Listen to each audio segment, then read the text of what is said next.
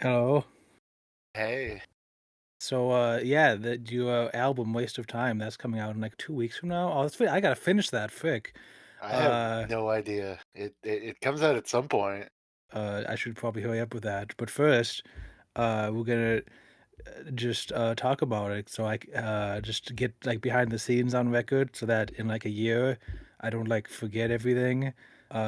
So let's start with we haven't talked before, by the way. This is like the Yeah, first.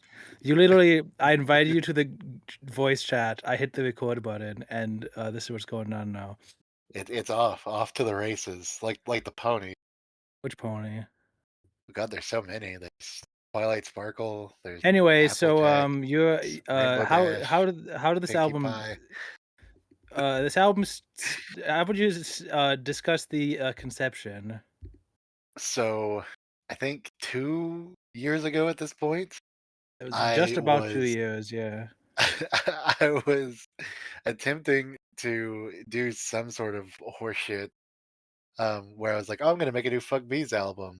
I released a song for it, "Crazy Oh yeah, and Beach." explain what that is. Oh, so Fuck Bees is an internet cultural thing that I completely stole and was like, "This is really funny." So in like 2018, 2017, I made a Fuck Bees song out of My Shiny Teeth and Me, and that gained no traction. So then I made an entire album based on Fuck Bees with the help of my sister. It was really funny. And then I was And like, "Oh, this what is is really it? fun." What qualifies it? Like what does that Um, mean? Explain well, explain the joke. I well, so Fuck Bees song is taking a song and then adding the words "fuck bees" to parts of it to make it funny. Yeah. Um, and well, so my shiny teeth and me, of course, I did my fucking bees and me, my shiny fucking bees. And for the first one, I tried to do everything with only fuck bees, which is how traditionally a fuck bees song is done. And then after that, I was like, this is fucking gay. I hate this. So I started throwing in my own memes because I heard the song Smishmouth Ulster by somebody on SoundCloud. I don't fucking. It's all over YouTube. And I was like, "Oh man, the like fact that he just like edits in random memes is really funny." So I took that and kind of went rolling with it, and from there I did um, "Cooking by the Book," but fuck bees. Um, God, there's a lot of songs. Uh, But this upcoming album, this is not like a B this is album. not a bee centric album. No, this is there's a couple of bee songs on it, and that's kind of what got me started. I had plans to do a fuck bees album, and then I was like, well, hey, I'll add in a rap song about fuck bees because Dickey Keys as an artist, it does rap music. Which, if you didn't know, I don't know how you didn't know. I'm Dickey Keys, ever famous rap guy. I made Subpar and then a whole bunch of mixtapes. So yeah, and then I had like a short stint where I was a metal artist, and that didn't last. And then my rap career kind of fell out of existence because I was bored. And you were too busy Uh, with the bees. yeah, I was too busy with bees and doing Dylan's food review. And this is around the time that I received an email from Mr. Dickey Keys. That's right. I sent. I was listening at my workplace. Don't fire me. I was listening to music on the call floor because I didn't have anything else better to do. And I was freshly listening to Riddlebox, and I was trying to see if somebody had illegally uploaded it onto Bandcamp. And so I typed in Riddlebox into Bandcamp, and lo and behold, I found the Mime Box, and I listened to that on repeat for 8 hours, and I thought it was the funniest shit ever. And so I was like, well, hey, I'm going to shoot my shot, and I'm going to attempt to message this person and see if I can get a collab. And so I sent an email to Mustard, and I was like, hey, would you be open to doing a track for a Fuck Bees album and then also doing a rap about fucking bees? I think the And rap was actually my idea. I think you just said was want to the rap your collab. Yeah, yeah. I'm not really good about asking for stuff. I was just I think what happened was, you would, like, want a collab, and then I looked up your Bandcamp page, and I was like, "Okay, what's this guy about? He's not, like, making, like racist songs, is he?" And then, well. I was like, "No, it's just, like, some stuff about, like there's all these Bees albums," and I listened to, like, Subpar, which was, like, the only actual rap album you had, uh, Mm, and I was like, "Well, he has all these Bees songs, but he doesn't have an actual, like, rap song about bees, so what if we did that?" Um, mhm. and then you were like, "Yeah," and then I actually did, I did do, I edited the word "bees" into ICP's F the Wall, and I sent that to you, and I was like, "Here's my contribution, but also, what if we did a rap song about bees?" And and from there it was born. And by that, I mean, I got really busy with going through horrible, shitty, my own head bullshit. And then finally this year, I was like, oh yeah, I remember that because I was on Bandcamp again looking for some sort of illegal download of something. Um, and I was like, "Oh shit, I never responded." So I came back and I saw you had like sent like full lyrics and like demos, and so I was like, "Hey, how's it going?" You were like, "You were a worthless piece of shit. I hope you fall down the stairs and stub your fat little toes." I I didn't was say any like, of "So that. we should totally rap about fucking bees." And then I hopped on my MacBook and learned how to use GarageBand, created my half of the B rap. I remember when we were first doing it, like, 2 years ago, you did send some lyrics, but then, like, what you sent 2 years later was, like, totally different. Completely different because I looked at those and I was like, this shit is gay. So I removed all of it. Pretty sure as soon as I said, like, "Let's do a song about having sex with bees," I just, like, wrote it, like, a full verse at, like, 1 AM, and then I was like, "Here's my verse," and then I finished this in 1 hour, what do you got?" And then 2 years later, "Oh, yeah, here's mine." Well, I had to cook up. That is the best song on the album. So that was the first song, and that was the conception of the album, is we did that song, and then was this when you decided to actually do, like, a full rap album? Yeah, I had had a lot of fun recording vocals and like adding in the shitty little like pop noises, and I was like, oh man, this is getting me hyped up. So I listened to Subpar again, and I was like, you know what, I think I can do this. And so I created the intro to the album, and from there I was like, okay, I know exactly where this album is gonna go, and then I didn't, and then I knew exactly where the album was gonna go, and then I didn't, but then I knew exactly where the album was gonna go, and now it's wasted time. 'Cause with a few exceptions, the track list is kind of, like, in the order that they were recorded in, based on, Yeah. like, the earlier demos that you sent, where you Mhm. were like, "Oh, hey, the album's finished," and it ended with, like, the Algebra of Living, and then, like, Yeah. a month later, you're like, "Oh, here's more songs," and they're all after that, and it's like, "Oh, well, I think it works," like, it's pretty cohesive, I feel like. Hmm. I feel like every song kind of flows well into one another, especially with the preambles kind of breaking up everything. I think that's very funny. Yeah, so Um, this is formatted as a greatest hits album, but all of the songs are new, and then you just make up random nonsense about each track in the middle. e- exactly, exactly. Except for the one song about magicians having sex, which is because Dickey Keys hit the magicians having sex button. Anything else you wanna say about the general, conception of the album before we just go, like, track by track here, I guess? Um, Always wrap it before you tap it. Um, Learn the hotkey to save on GarageBand, and yeah, no, I think that's about it. Yeah, yeah, Okay, so the introduction, we kind of talked about this already, but, you was this just fully improvised? yeah. I did my usual brand of humor where I get mad at something and then yell at it, which just happened on way more songs than I think is necessary. Was the album named after, like, the line in the song then? Like, when you Yes, said, "This is a yeah, waste of time," you didn't know at the time that that was the album? yeah. Okay. Yeah, I'm learning stuff here, this is good. Oh, for the co oh, we should probably introduce ourselves. I don't think I said, "I'm Yeah, Mushy yeah. Mustard, you're Dickey Keys." Dickey Keys or Gigas Persona or I think it's those The two. Dickey Or Bees. sometimes I'm Captain Homo, El Capitan Homo. Sometimes you're Reader. I've heard rumors. Oh, I love Redar. Redar is yeah. Yeah, I would never be Redar myself. He's his own, sentient eldritch horror. Yeah, I'm Mushy Mustard. I was featured in one song on the album, which then became four songs, which then became mixing and mastering the entire album. Uh, and now I'm interviewing you, and that's the introduction. Hello, welcome to To the hot music chart welcome to the Hot Music podcast. Charts podcast episode 256. Today I'm the new host, and we're interviewing Dickey Keys on his upcoming album, Waste of Time. As parentheses greatest parentheses s close parentheses hits close Hits. parentheses.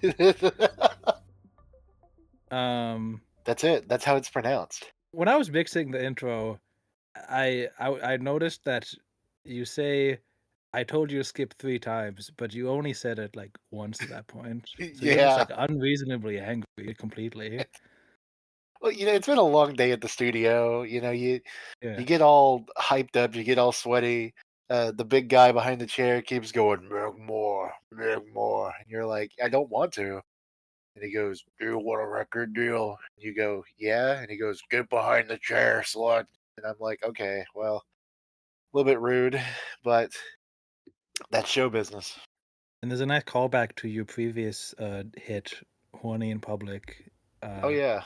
which is a good thing to introduce in the album. Kind of like it's kind of the bridge from the previous rap album to this one, like giving a quick lore summary. Last Mm. time on Dickey Keys, he went to jail for being horny in public. Sticking his dick in an onion ring.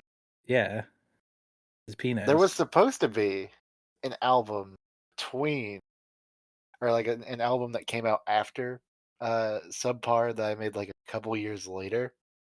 I only have like two songs recorded of it, but it was going to be called The Return, much like Twin Peaks had The Return. Um, and the first song was going to be about actually used the penis music type beat, and it was about how I had escaped the prison system and I was hiding. And then the second song was going to be Pizza Shit too, the famous song Pizza Shit from Horny in Public. I mean, Subpar. Damn, I don't even know the name of my album. Um, and it was going to be called Pizza Shit too. It's going to feature Mario. It was going to be rap battling like it was Five Nights at Five Friday Night Funkin'. Okay, were those songs good enough to end up on the next EP, or are those just like are those gone? Well, the I Flippy's guess they Pizza wouldn't is make sense completely now. undone. Yeah, because now in the mythos, there's a big twist that happens at the end of this album. Yeah, we'll have to get to that. That's I thought about that and I was like, oh shit, I should probably bring that up. That there was supposed to be like a bridging album where Dickie Keys escaped and like was kind of coming to terms with how bad he was as a rapper. But fuck that shit because Dickie Keys is awesome. He's literally the best rapper on earth. he escaped at the end of Subpar. That was He already did. established. It was just kind of like a follow up, like, oh, here's what's been happening. I've been hiding in a bush outside of Denny's. By the way, this album, Waste of Time, this is like I think it's really good. Like I'm a huge believer in this album, which is why I'm Well, mixing and I'm mastering glad you all of it. think This is so. I don't foresee it. I don't think it's like something anyone I know would enjoy. But I'm pretty big on it. It'll go in your list. Once you get the CD, you'll listen to it over and over again. I'm gonna can you just send me like 5 copies and I'll like force mail them to my friends and Yeah, then there you they'll go. they'll have to Put some like anthrax on them. anyway, next track two. Is it track two? I should probably look at what was the As I track say, list. track two should be a Salt Bitch Preamble. So did you how did this song happen? Had this so at some point I typed in some like shitty lyrics about loving robots into the like Google Translate and then just continued to copy and paste it like for I believe at least 30 to 45 minutes And then I threw it through Gazoogle, and then I threw it back through Google Translate for another like 10 minutes. And then what popped out was Salt Bitch. Um, and that was the name it was given to. That was not like me being funny and being like, oh, I'm putting the word bitch in here. For some reason, Heart of Iron turned into Salt Bitch. I wish I still had the actual lyrics for it. I could not find them. Absolutely, like Google Translate just lost them. That's actually crazy.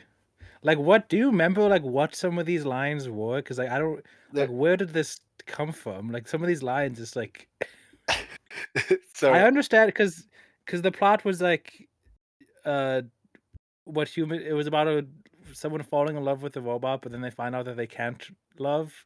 yeah, they find out that they couldn't eat a Grand Slam at Denny's, and so they gave up on the love. And so that's where the like humans and robots can't love came from. That is a line that was original that stayed put. Um, That survived through all the that translations, or survived you just through pulled it back? everything. That was, well, I was surprised because I was like, "How the hell did humans and robots can't love?"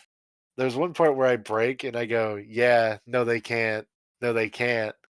Um, because the other line was like, it was like a jumble of text, and so I was like, "Well, this is my time to improvise." Tend to do the Dickey Keys thing where I say "yeah" and then I agree with myself. Yeah, because I feel like if I was just from because the preamble, you just say this was a love song that we translated from Italian, and if I was just listening to this without knowing the backstory, I would assume that robots and humans can't love. That was just like a weird translation, but that's actually the one properly translated line in the whole It song. is. It is. There's the one line that properly was Semen is translated. semen Semen is is semen. semen. What do you do when the ruthless psychedelic voices speak? I'm surprised by how much of it still rhymes too. Yeah, yeah, me too. Also, Uh, there was some old website called like Google Telephone where you could just put something in and it would automatically put it through like 50 like that could have saved you a lot of time. oh shit. Yeah, no, I had no idea about that. I just did it the hard way. I did Yeah, it the Paper Mario Thousands of Doors or whatever the fuck. you did the genuine way. I did. Genuine. My pony. Um and okay, next song is we got It's next song is the hot music chart. a hot music chart here at the desk. At the desk. This was so we had the B song, which was the first song we did for the album. First song Mm. either you did, I should like this was the first song made for the album. Uh so this was I guess when you had the idea to have each song have a kind of interlude, you were like, "Oh, Mustard, we should have some kind of skit in the beginning." Uh, was there ever a time when you were like, "Let's have a skit where we were talking about how we want to have sex with bees," or was that always going to be just saved for the lyrical content of the song? I I originally had 3 ideas. My first idea was just we like do like a shitty like interview style like pull to the side reality TV camera type shit where I'm like I'm fucking bees every day. Like bees are my only obsession. I've never not fucked a bee. And then you would like come in and be like he just paid me to do this. I don't know why I have to be here. Um, then my second idea was I was like, well, what if we do like an interview where I constantly berate you with questions about like like physiology or just like general stuff about bees, and you continually answer with like more and more like, okay, I get it, you're the bee guy. Fuck it, do you want to do a song about having sex with bees? And I'm like, yeah, go ahead and here's your microphone. And then it would be like we just started rapping then. Then I was like, "No, no, no, fuck that." And then finally I was like, "Oh, I've got it. I should I should do like it's like a shitty like Anthony Fantano, like Jason DeFlacco, whatever the fuck his name is. James DeFranco. What is that? I don't know. The guy on YouTube who like reviews the news or whatever. Um, like I should do that, but instead I should ask questions in this like really over the top kind of a nerdy sounding voice. like kind of like a corn shack type voice. I like how this skit it does not prepare people for the content of the B rap. No, it does not. The B rap. I don't want to move on from the skit yet, No, but the no, B yeah. rap just starts off with like probably the most sexually explicit lyrics I've ever written. Where it's just completely innocent skit where I'm like, "Oh yeah, we're working together at doing this new album." It's just like be every other song is just like, "Oh yeah, here's a song where I, have sex with aliens. Get ready." And then this was just like, bam, into it. Um, but yeah, that's there's there's no preparation. I think you did tell me about all those ideas, and I was just like, "Oh yeah, sure, whatever." Like, I was like busy. But then you just like Yeah, sent whatever, fat the ass. you just sent your, vocal track for it, just like you just sent the whole like, the entire skit you just had your side, and I was like, "Yeah, I can respond to all this stuff," and I just, like, wrote down some ideas and recorded it. I feel like I did a pretty decent job of making it sound like we're actually responding to each other, I agree. especially I because agree. you put in, oh, excuse me, sorry for interrupting you, like, you, like, planned some stuff out where, like, you gave me stuff to work with pretty well, so that worked That's out what I do well. best. What else do we have? Oh, yeah, because at this time, also, we didn't know 'cause this was the first again, the first one we didn't know how many songs I was gonna be on, so you're just like, "Yeah, like 2 or 3 songs." I'm like, "Yeah, something like that." Because that's, like, true, like, we did not like, I kinda say that because it's funny, but I also we did not know how many songs I was gonna be on at the Yeah, time. yeah. Um, but I like that the skit kinda set it doesn't set up the B-rap at all, but it does set up the, like, overarching plot of my presence on this album in Mm. which I I just get increasingly annoyed seemingly, on how much I'm on it. Um, uh, we got Vito's first appearance on here. Okay, yeah, what's up with Vito? Where did he come from? So when Was that I was invented at here? no, no, unfortunately, Radar is a long-standing character. So I like to prank call people a lot. It's like one of my favorite hobbies to do is just like star 67 and prank call the shit out of places. And when I was working at my shitty fast food job at a Sonic, I would like to pass the time on really slow days. I would prank call people. And so one day, I was like trying to do a skit where I would have people, I would call and ask about Ghostbuster vacuums.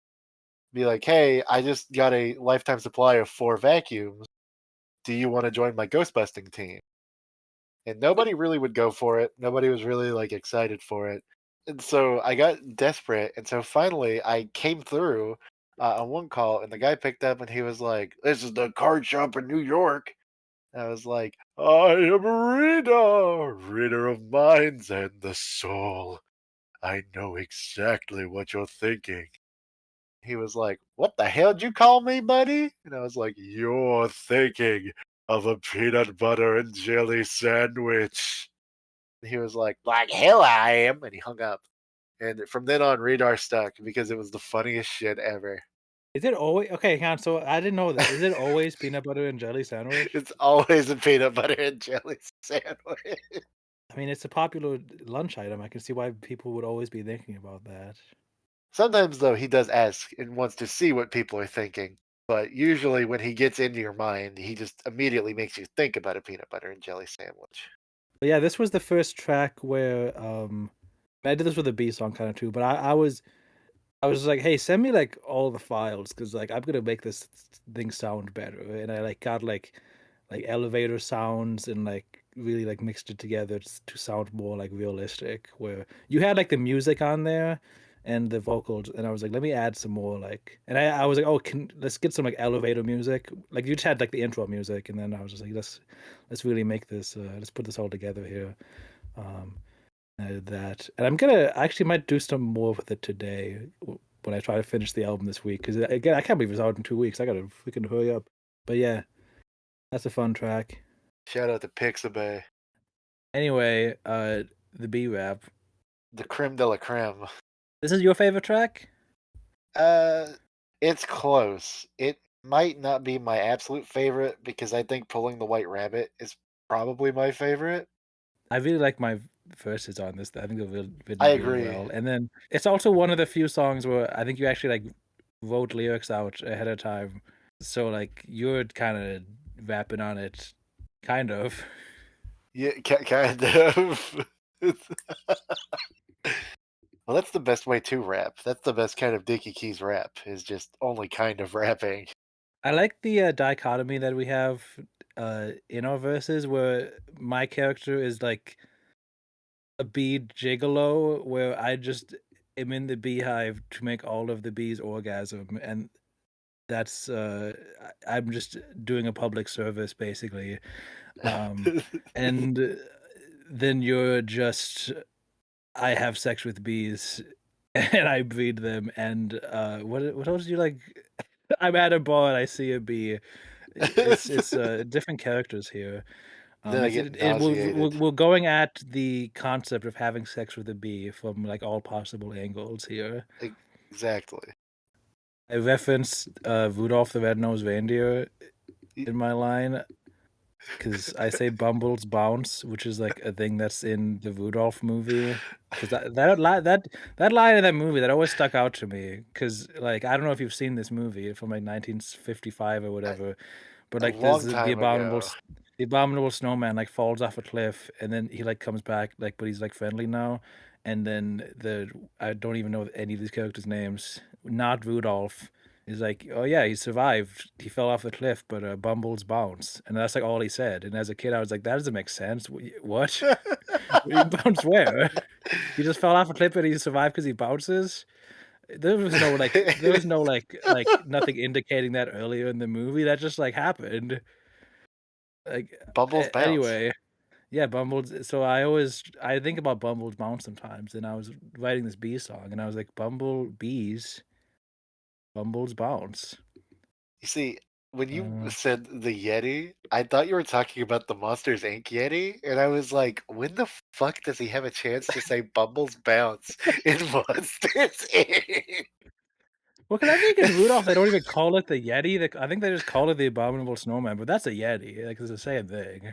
Technically, yeah. It, and it just rhymed with yes we, so and next be and text Oh me. god, it's so So good. I was just rhyming. I like constantly find myself just like singing or I will say like rapping the B rap, like just like idly like walking to the house or like going to work. It's so fucking fantastic. It is really good. I feel like I would get like in trouble if I was rapping the B rap at my work. Well, nobody cares at my work anymore. Or well, they try to, but then nobody gives a shit. So This song is like I'm like I would like to I kind of want to like show people this album, but then the first thing I'm on it, I'm just talking about having sex with bees. technically not. I Technically, the yeah, first thing you're talking about is your sister not having eyes. my cousin. Sorry, yeah, your cousin. Sorry. That was a good I like that response a lot. When in the skit you're like, "What color eyes does your cousin have?" She doesn't have any. That's a good response. I like that. I also slip in a famous water polo line during that one. It's a I don't running even gag that I have of asking people if they'd like to join the water polo team. Then is that usually I like follow it up with, I don't know how they get the horses in the water. It's a knee slapper. Back to the Bee. Oh yeah, the Back to the Bee song. Hmm. Uh Back to B6. the beginning of your verse, you like don't rap and you're like, "Oh, it's my turn. Oops." Was that just like that was like planned, wasn't it? Yeah, it was. Yeah. Because you just did that, and then I added in me like shouting like "go," and it really pulls Go. it together because it like it feels like we're like in the room together, like actually recording. It's good world building on this. It is. I'm really proud of that. It's like there's a lot of like really funny moments there. Then of course I get horny and lusty and nauseous.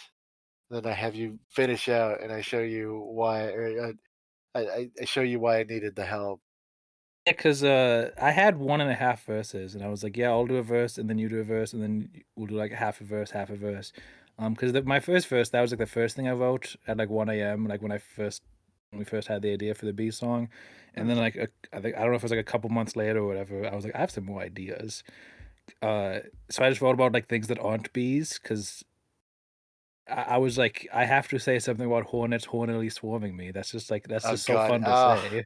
I love that one so much. This is this verse where I really like had to do some research. I was like looking up bee facts to like bee science to for my Bxtch verse because I'm like, okay, what's a bee scientist called? Apiologist? Yeah, I can rhyme that. And I was like, what's a bee's like penis called? It's like idiot guy and parameres. I could probably fit that into a rhyme. I don't know. Um, and then I make it an acronym for WASP, and I reference WAP, and I'm like, yeah, that works, sure. And then my last line, I'll help a yellow jacket off or whatever. That's genius right there. So cool. Oh god, it's so fucking fantastic. And then yeah, that's the B rap. I got a sample at the end from the Tell It to the Bees. I got is the sample at the end. Which is a movie directed by the co-director of the 1993 Super Mario Brothers movie, which is my favorite movie, the Mario one, Huh. not the B one. The B one's pretty good. It was like a lesbian historical romance fiction film. It was fine. I watched it in college because I was like, what does this like Mario person do? Oh, she did like a gay B movie. It's not about bees. I mean, it is about bees, but it's not about bee romance. Um, Damn. but there is bees in it, and there is romance. Um, but yeah, that's where that's from. Because I was just like, can I sample this thing? I found that line where like this boy's like, "What did you do to the bees?" And I'm like, I know what we did to the bees. Oh, I know exactly what we did to the bees. Uh, so that was fun. Oh, and the beat is the Mario Galaxy Honey Hive Galaxy music, and I was like, and then I just added like rap drums and like slowed it down and structured it like a rap beat. Yeah, I did the beat. I'm cool. Um, I stole it from Nintendo, but I added drums, so it's not stolen.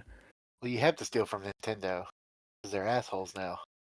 Anyway, anything else to say about bees? We've been recording for like an hour and we're already like track 5. We Well, should that's probably the get out best. of That's the best part. I love that. Um, fuck bees. Next is the Booty Jam. This is like this is a cover song. Everyone who listened to this album didn't realize it was a cover, including Yeah, myself. everybody I've Because I, shown this has not known that it was a cover song either. but if you really think about it, you're like, oh, these raps are way better than usual Dickey Keys bars, so like it has to be. But this is like it's like some YouTube video, like a YouTube song from like 10 years ago or something. Like, is this like something that you were a fan of when you were younger, or do you just like? Yes, Because yes. I've never I heard of this loved the Key before. of Awesome for like forever.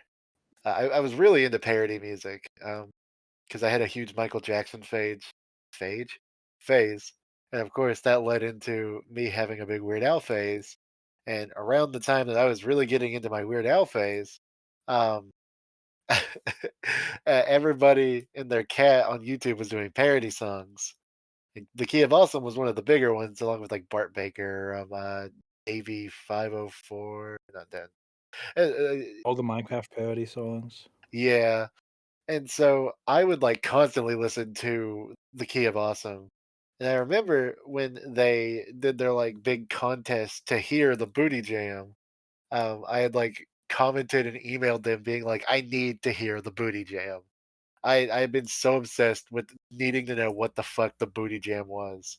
And for a long time it was my favorite Key of Awesome parody. It was legitimately like the funniest thing ever. Um the Did the you even get like most of the jokes? Was this like you were like 9 years old or no. something? No, I did not get any of the jokes. I just thought it was the coolest thing ever because I was one of the people that got it put on YouTube. Oh, so what they had like some contest where they're like, what video do you want us to release? The Booty Jam Yeah. or like the Fruity Slam or like the Or Shooty the Cam. B-Sex Jam or the Trans Am. But yeah, the original song has multiple different voices. You do all of them, and you just pitch your voice up or down And to. it shows because it's so good. It's probably my most well done song on the album. I lied. The Booty Jam took me almost 2 days to record because I could not do the first part. The second half is completely, like, first take. Like, maybe, like, 1 or 2 little edits where I had to, like, swap out, like, a word or 2, but it's all completely just like, "Oh, this is what happened first." The first half, the, like, "I used to be dope fresh chillin'," like, that shit, I could not do that over and over again. I went and sat in my car and tried to record, that way I could be in a more comfortable, like, singing environment, and I still fucked it up. I was so pissed off because I I wanted think the it turned booty out jam. pretty good, honestly. Like the I feel like I mean, it's like auto-tuned to hell as most of the album is, but like it's like these notes seem fairly accurate. I think there's one part, one of the choruses, like the when you sing in Booty Jam, it's a little flat, but like other than that, it's like these notes are pretty accurate. I don't know. I like it. I like how this one turned out. I'm glad. And I I I like hope that it's it so has good. some more like actual rap early on in the album because the majority of this album is not rap. It's like I would say the majority of the genre of the majority of the album is rambling, just spoken word rambling over a beach, uh, which is it's good, but anyway. This was a song where you sent me the demo, and I was like, mixing kind of sucks. Can I have the files? And you were like, yeah. And I was like, yeah, I'll be like kind of. And I'm not like great at mixing. I'm sure like my friend Eric would be like, Mustard, what you freaking why didn't you like adjust the equalization on any of this? You just like freaking like put a limiter on it and called it done. But it's like, you know what? I think it's like This is 20% Dickey cooler now that Keys. like the mixing is adjusted. So you know, you do what you can. What percentage did you say that was? I like about 20%. Oh, okay, okay. I'd say that's a pretty good standard there. 20% cooler is like 100% more awesome. That's kind of my goal on the whole mixing process was it's like if I can make the song 20% cooler than it was before I mixed it, like that's Uh-huh. successful. Okay, okay. But it was just like you know, mixing this is difficult, the booty jam specifically, because when you pitch vocals up or down, it really changes like obviously it changes how much bass and treble there is, and something in music is like higher pitches are way more audible, which is why like when you have an orchestra, the tubas are like really loud and the wind instruments are really quiet. It's just when you have like a flute, you blow really gently into it, and that makes a sound that is loud enough to hear through the whole orchestra, but the tuba has to play it really loud. Um, and that and because that wasn't adjusted for in the initial mixing, it was like these lower pitch vocals are too quiet, these higher pitch vocals are too loud. So you kind of have to adjust that to make it all sound uh, level to the human ear. Um, and I'm not gonna say I did a great job because some stuff I'm like, especially because like I just mix using like Apple earbuds that like came with my Mac. It's like they're not professional studio recording, but I just like I play it on my earbuds. I play it in the car, and I'm like, that sounds decent. That can go. Yeah. Um, and yeah, that was what mixing that song was like. That's the boring part of the song, is the mixing. That's the most intricate part of the song. That's the Frank Zappa level of the song. Well, really the Frank Zappa part would be, if you, like, took out all of my vocals and then replaced them with your own. Then it would be the Frank Zappa style of recording. That's something I'm not familiar with this. Is that something he does? He in on Ruben and the Jets, notoriously he claimed that he lost the master, so he re-recorded the bass and the drums for it, and the album significantly was not as good because he did like a slap bass for a doo-wop style album, and he did like bongos for the drum. But recently, as in like 2012, they released a version of it, which was just the old demo recording. Sound way better because it has the original standing bass and normal drums. So people are like, "Oh, he just lied about taking off the like losing the master tape because he just didn't like how this sounded." Well, you know, good for him. He had a vision and he stuck with it, you know? He did. That's He pretty did. commendable. just like Dickey Keys did on this album. Exactly. Because I'll tell So you, if this was my album, there's some things I would do slightly differently. Uh, um, but I look at this and I'm like, this is the Dickey Keys album. Like for example, I don't think I'll put a remix just in the middle of the album, but you listen to the album, I'm like, it sounds pretty good there. I it's a don't track. I can't It's side complain. two, side B. Yeah, it's You the flip the tape B-side over. remix. Because this was at one point you were thinking about having this be like 2 discs, weren't you? Yeah, and I was like, I don't know how the hell I'm gonna do that because I would have to filter it as like the first like songs go on one disc, and that would be its own purchase, and another CD would be like another purchase. It just wasn't really in the cards. Well, they don't have an option to have like a 2 disc set. No, unfortunately, it's only one disc. Okay, that's too bad. Yeah, it's. I wish. Anyway, that's going far ahead though. But anything else to say about that? I guess. Really, I mean, I don't know. I think the Booty Jam, like, for as much as I like harp on it and be like, oh my god, I sucked like fucking fat ass on the song. I do think it's good. It sparked my creativeness to want to do covers. So the next EP also has a cover of a VeggieTales song, Dickey Keys EP coming eventually, as I say. "Weak Pelvic Floor." Is that the name? That's the name. I was gonna do Platypussy. I thought Platypussy was really funny, but "Weak Pelvic Floor" is fucking perfect. Next song is I shouldn't say song, I should say track, because this is not a song, Yeah, this is an interlude. this is A the preamble. preamble. It's called "Fuck You, Jeff." Um, So yeah, "Fuck You, Jeff" has had like 3 or 4 different like runs through it. Um, Jeff was a character on a previous album on Subpar. I'm pretty sure he was the person that I was stuck at Denny's with. Well, I remember, because on the current iteration of FU Jeff, which I assume will be on the finished album because it comes out in two Yeah, weeks, it's about you introduce the next song as it's about your roommate Jeff, who you yeah, just had bad feelings for, although it wasn't intended to be that. Because on my Bandcamp, I have like a shortened version of the album, which is just the songs that I'm on and the preambles. And I use like one of the original versions because I'm like, oh yeah, that'd be fun to just have a little. mm, Why not switch it up? If there's a different version, that's still fine. I'll put yeah, that there. And also, I just don't feel like that EP, my like short version, is also like kind of earlier mixes of some of the songs. So I'm just like, I don't feel like updating that. Have the good stuff be on the finished album. Um, Pshaw.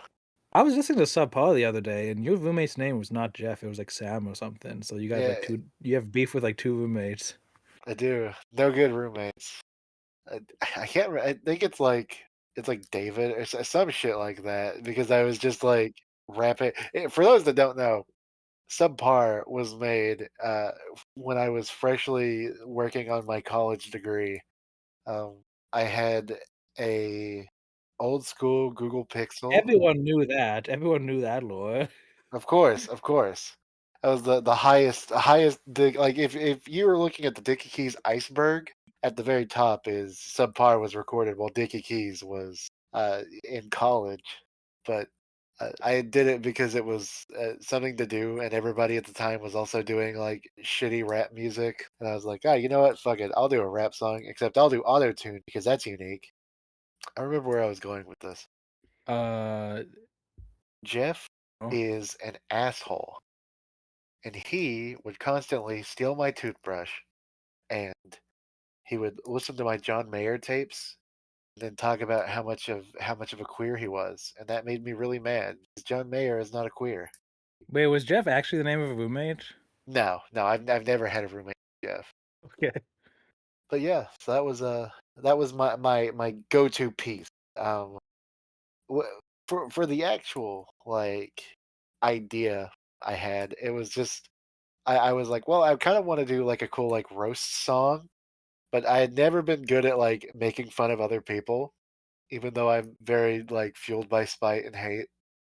Um, that was cringe as fuck. Why the hell did I say that? See, and I'm not. I'm fueled by like love and happiness, but I am really good at writing songs about hating people. Maybe that's what it is. Maybe the happier you are, the more likely you are to make fun of Jeff. Yeah, so that's the preamble. That's Fuck You, Jeff. I hope you gained a lot of info from that. But, yeah, anyway, next song is called "I'm Roasting You." Was this fully improvised? No, I had written this song like a year ago, and it stemmed from I wanted to do a really shitty rap song where I would like write my own verse and then have an AI like respond with a really bad diss track. And then I would just make fun of the AI the whole time. So originally the song was called "A I'm Roasting You," and then I just repurposed it to be about Jeff, and then it wasn't about Jeff at all.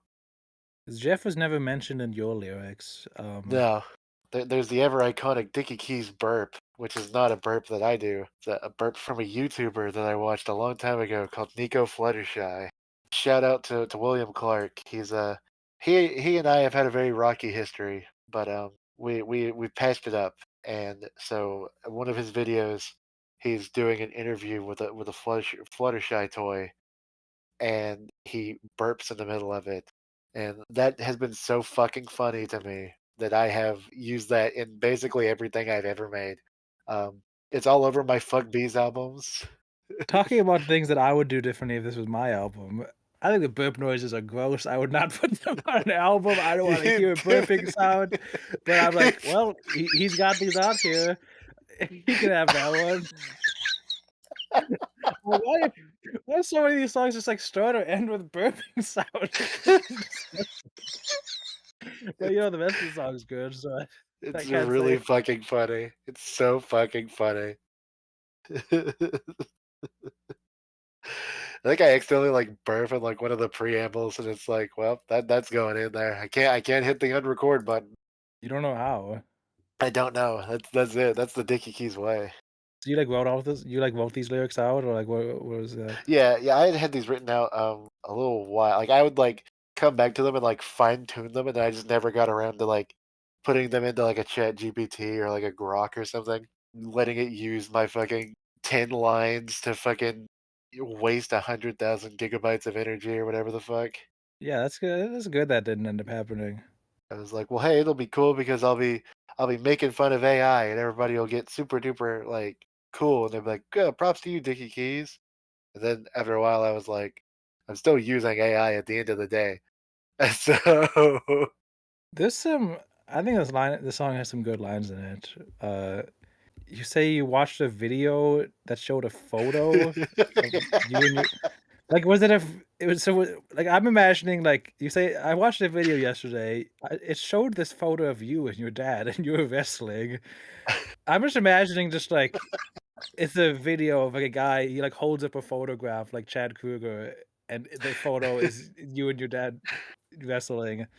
Um, it's just gay, yeah, it's a little bit gay, just a little bit. Do I think just a about little bit, I think about you saying just a little bit, like, on the regular now. Like, the way you say that is just really funny. just, Just a just a little little bit, bit. just a little bit. I guess you're just gay, though. I mean, that's cool. That As long that as you stay part away from public pool. that's one of the funniest parts of the album to me. Stuff I don't like in this song, so much scatological humor. There's a lot of scat It humor. is it is it's so prevalent in this track in particular, but you know what? This track, I am talking a lot about poop, and I'm talking a lot about shit. And then I had to set the record straight. I come in here, I'm like, "I'm talking about piss. This Uh is huh. get this poop out of here. I This is a love piss piss. song." I would drink a gallon of piss if I was given the option. Team piss versus team poop. Um, the I reason would swap sides. the reason I'm on this song is because you sent, like, the quote unquote, like, finished version of the album to me, um, and I was like, "Wait, you just, like, forgot to put your vocals in for, like, half the song, I guess?" And I was like, "Was this intentional?" There's just, like, 16 full bars, but there's just, like, no vocals on the song, just in the middle of it, and I was just like, Only to come back to "Yeah." kicking the balls. Yeah, yeah, it's like a bunch you say, like, where does it end? It's before chicken tenders.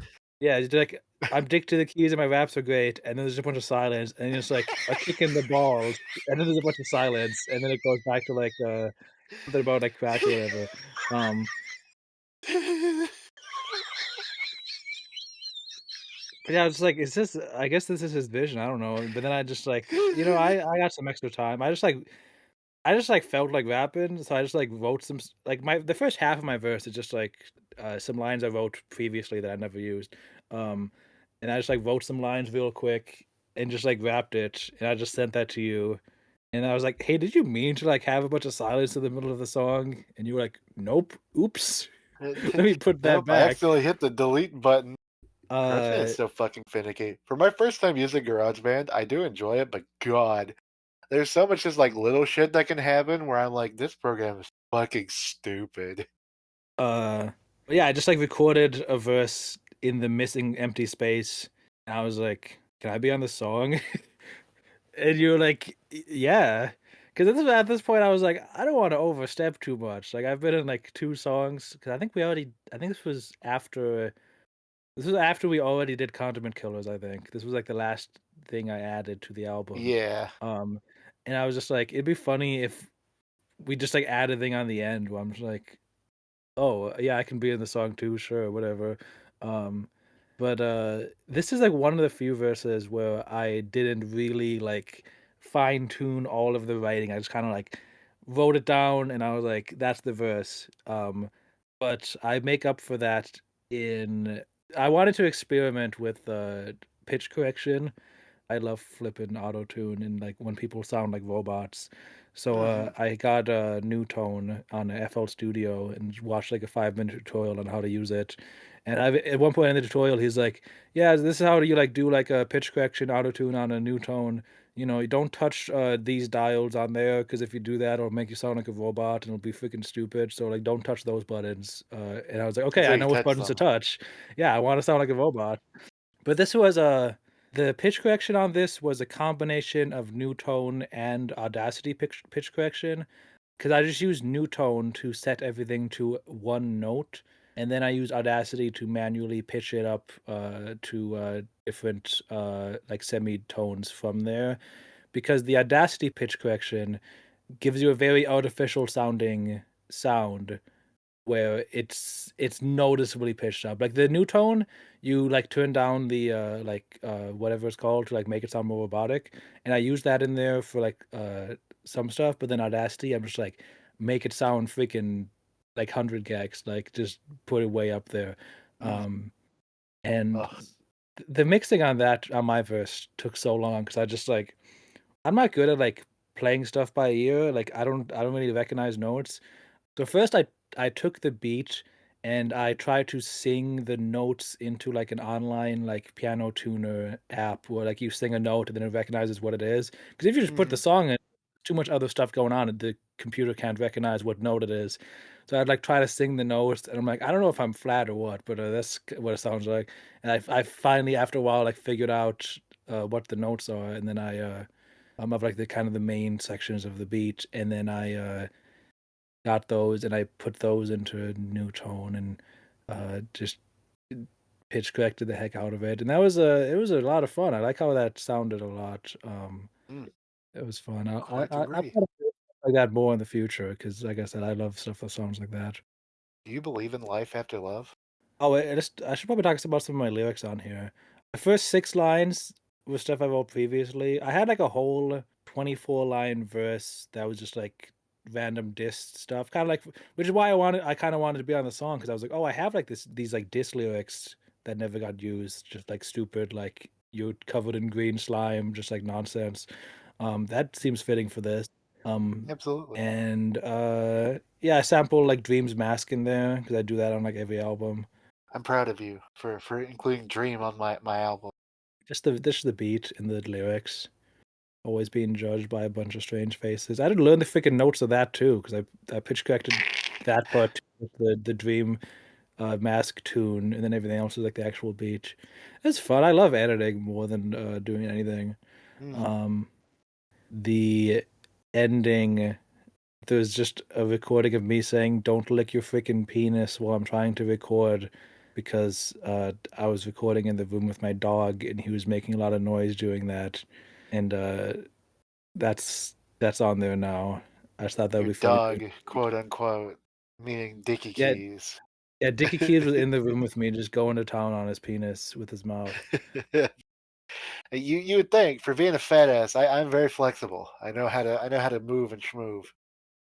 Have you heard my verse about sucking your own penis? I don't think so? Question mark. It's called WikiHow Autofellatio, and it's just instructions on how to suck your own penis. And it's one of the best things I've ever written. It's a really good verse.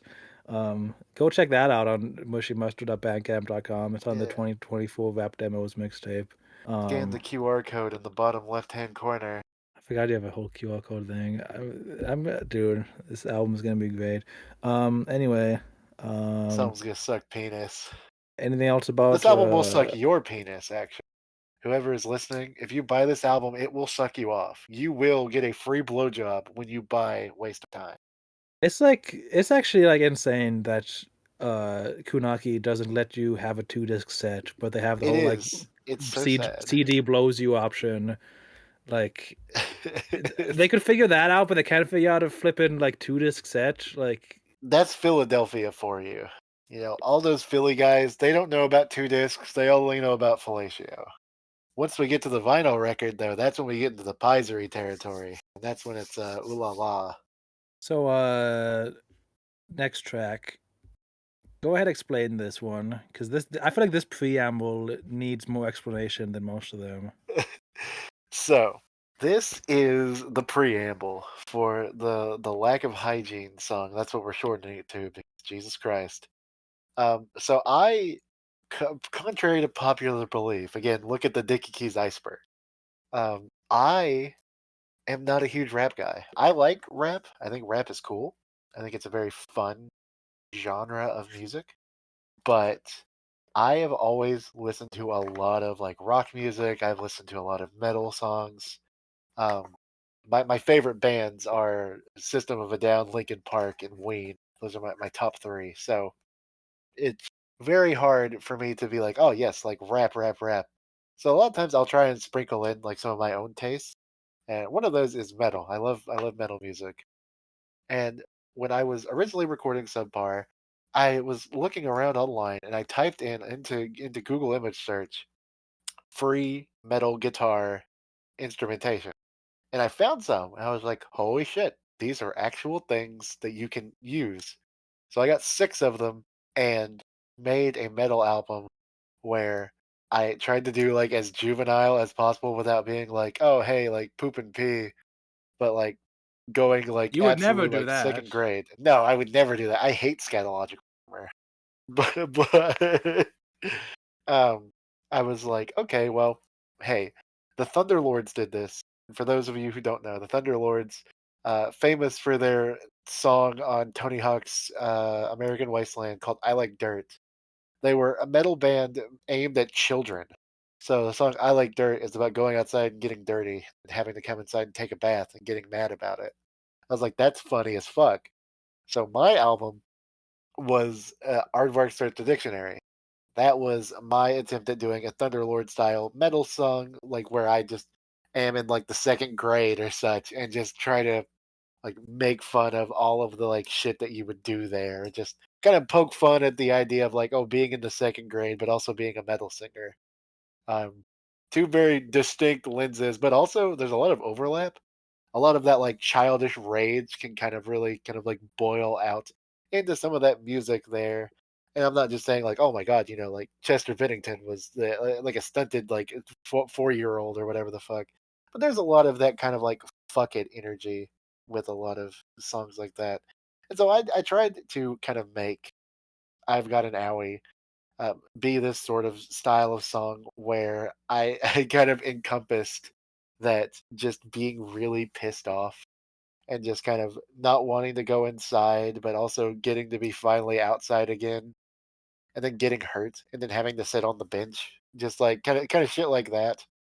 And I really enjoyed doing a lot of metal. It's just that I use a really shitty microphone. I have a Sennheiser. I don't know why I don't use my Sennheiser mic, but I use a headset to record my albums because that's funny.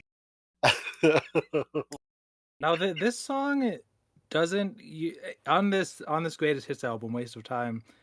You claim that this is a Aardvark starts the dictionary outtake. It does not sound like Aardvark starts the dictionary. Like this, I can't even say that album name. Um, it's like a different genre because Aardvark starts the dictionary. You got these like very heavy like metal beats, and then this is more like kind of like Uh-huh. a pop rock almost. But it's the Yeah. same like themes and like lyrical content and the screaming vocals, which I think it makes it funnier that it like doesn't sound like the same thing. Because Anything off of the album. because Aardvark was all like the same guy you got the beats from. Like you found like one YouTuber who like, had like three Yeah. metal beats and just took a bunch of them. Yeah. Um, Also, I didn't know that Aardvark sucks the dictionary. I've listened to it. I have no idea what the lyrics are because that one is just all just the heaviest kind of scream vocals, like can't tell what's saying at all, which is another thing that differentiates it from this song, I Got an Owie, which is there's more just talking in it and singing and uh, slightly less ununderstandable scream vocals. Do you have the? Because yeah, I have no idea. Maybe I gotta listen to it. I have no idea what anything on Aardvark is talking about. Not anymore. I have no You know the idea what I lyrics. said. I know there's one part where That I was what, talk six about years ago getting a new now? puppy. Yeah, 6 years ago. I wrote that entire album in the car while my grandpa waited for his doctor. Oh, so that was like a one day thing. Yeah. Wow. I know I say biscuits and gravy at one point. But yeah, back to a lack of preamble or the Yeah, I sorry. got an Owie preamble. Um, yeah, there's just like a bunch of nonsense on this. Yeah, Um, it's well, Fred Durst and I, we worked really well together. I was all over the hot dog flavored water. Sure, you know by now. You've heard me all over that album. so why is the song called I Got an Owie actually titled You Don't Want to Talk About This, but we need to talk whatever the stupid lack of hygiene title is? I mean, I guess you Because explain it in the song. yeah, Like, did that specific name come from anything? Is no, it like a logical reason that it's no, called that in particular? no. Anyway, this is my favorite song on the album. Is I Got an Owie. Um, it's Why is it your favorite song on the album? it just sounds good. Like this is like like I know like the kind of like the scream vocal is like done as a joke, but I'm like this sounds legit like good to me. This is like Mm, mm. and like the story it's funny the concept of like it's a metal song about falling down and saying I got an owie because with these heavy vocals it's often songs about pain and that's what this is, but it's the pain of a second grader who fell down at the playground. That's funny. That's a funny concept. Yeah, it's really good. I like that it's kind of like, oh, like I fell down, I got an owie, but the actual cause of the owie, like none of them are like falling down except for the one time when I go, I fall down when I try to stand up. Like I run into a monkey bar. That's one. Then there's like I slam my hand in the floor and on the door and up an ass or something. Um, There's a whole like story here where like in the first chorus, you're like, I got an owie, I'm gonna have my mom kiss it better. And then at the end, in the bridge or whatever, you have this part and you're like, my mom won't kiss it better she anymore. won't kiss it And better anymore. that's I don't know, it's just really good. I like genuinely like with no irony at all. I think this is a really good song. And it's just well done. Um and this is one where my role as like mixer and I suppose executive producer of the album Mm, uh to an extent came in where you had the outro and originally it was just the scream vocals and I was listening to it and I was like this would sound really good if we had like singing in the background at the same time and I sent you like a scratch track for that. I was like, can you do something like this? And you were like, yeah. And then you did that. And I was like, this is hella off key. And then I pitch corrected it. And then it sounded really good. Um, and it's just that outro was like beautiful to me. It turned out really good. I think my scratch track that I sent you was more off key than what you sent, so that's probably my fault that was off key. But I got a new tone, and this is the time where that new tone tutorial helped because he was like, "Don't do this; it'll sound like a robot." So this time I didn't do that. So I don't think it really sounds like auto-tuned. I feel like it turned out pretty natural sounding in the I outro agree. there. Is that I like when you say my mom won't kiss it better? I like that like when that kiss goes up. I had to pitch that. I think like five like full notes. Like it was, but Well, it turned out kiss good. it back. That because I can't hit that note. I'll be honest, I can't do that either. Um, no, it's good. The following song is like the Algebra of Livin. These two are like probably my two favorites. Um, Top tier. The two not rap songs. yeah, it's the Well, there's like eight well not done. rap songs on here, but Anything else to say about I Got an Owie though? Like I'm just rambling about how much I like this song. I I'm really proud of this song. I think it really kind of like shows forward because like obviously I'm not like, oh my god, I'm so amazing at fry vocals, but like looking at like from what was on Aardvark Starts the Dictionary to what was like to what is now, like my ability to scream, it's kind of insane. I'm genuinely really impressed with how well I can actually do fry scream. Which sorry to just like beat myself off. Like I guess technically that's kind of like half of what this like whole interview is. It's just like I made a cool thing. Look at me. But like I don't know. I'm genuinely impressed, and it's like I would not have that without like a lot of the support of my family. It's like really kind of showing me like how to do so. and I'll say like on Weak Pelvic Floor or whatever, there's another metal song which was originally made for this album. Mhm. And that song I don't think is overall as good as this one, but has I would say even better scream vocals. Like that I agree. this I agree. that one you guys gotta check that one out because that whatever that stupid song's gonna be called, A long it's like time stupid ago in a long, doesn't make galaxy any far, sense. far away. See, that's a no, you can't do that because on this album, you say that I Got an Owie is called that as a joke. So you can't have it's gonna sound like we were supposed to have this one, that one on this album, and That's it's the not. But best it wasn't even gonna idea. be there. It's gonna be like track 20 or something. That It's doesn't make the you can't do best that. idea. I love it so much. And then because you had like a that was originally on this album, we took it off to put the stupid magician song on, but then you don't have the preamble any preambles on Weak Pelvic Floor. It's not gonna work. It's not gonna make any sense. It is. But no, It we is. We're gonna put the one preamble on the weak pelvic floor. you sent me yeah, I have like all the vocals because I'm like mixing the album, but that was one you didn't send me because it didn't make the final cut. And I just like messaged you like, can I have the vocals on there? Because I want to like sample that for something. They sound so good on that I'm one. excited to hear what you would like sample, like use it as like a sample for. I don't know if I'm going to. I just wanted But it like for like still, just like if I will, because anytime, like if you do, yeah, like please let me know. Like 'cause I have just so much stuff on my computer that I'm just like maybe I'll use this eventually. Um.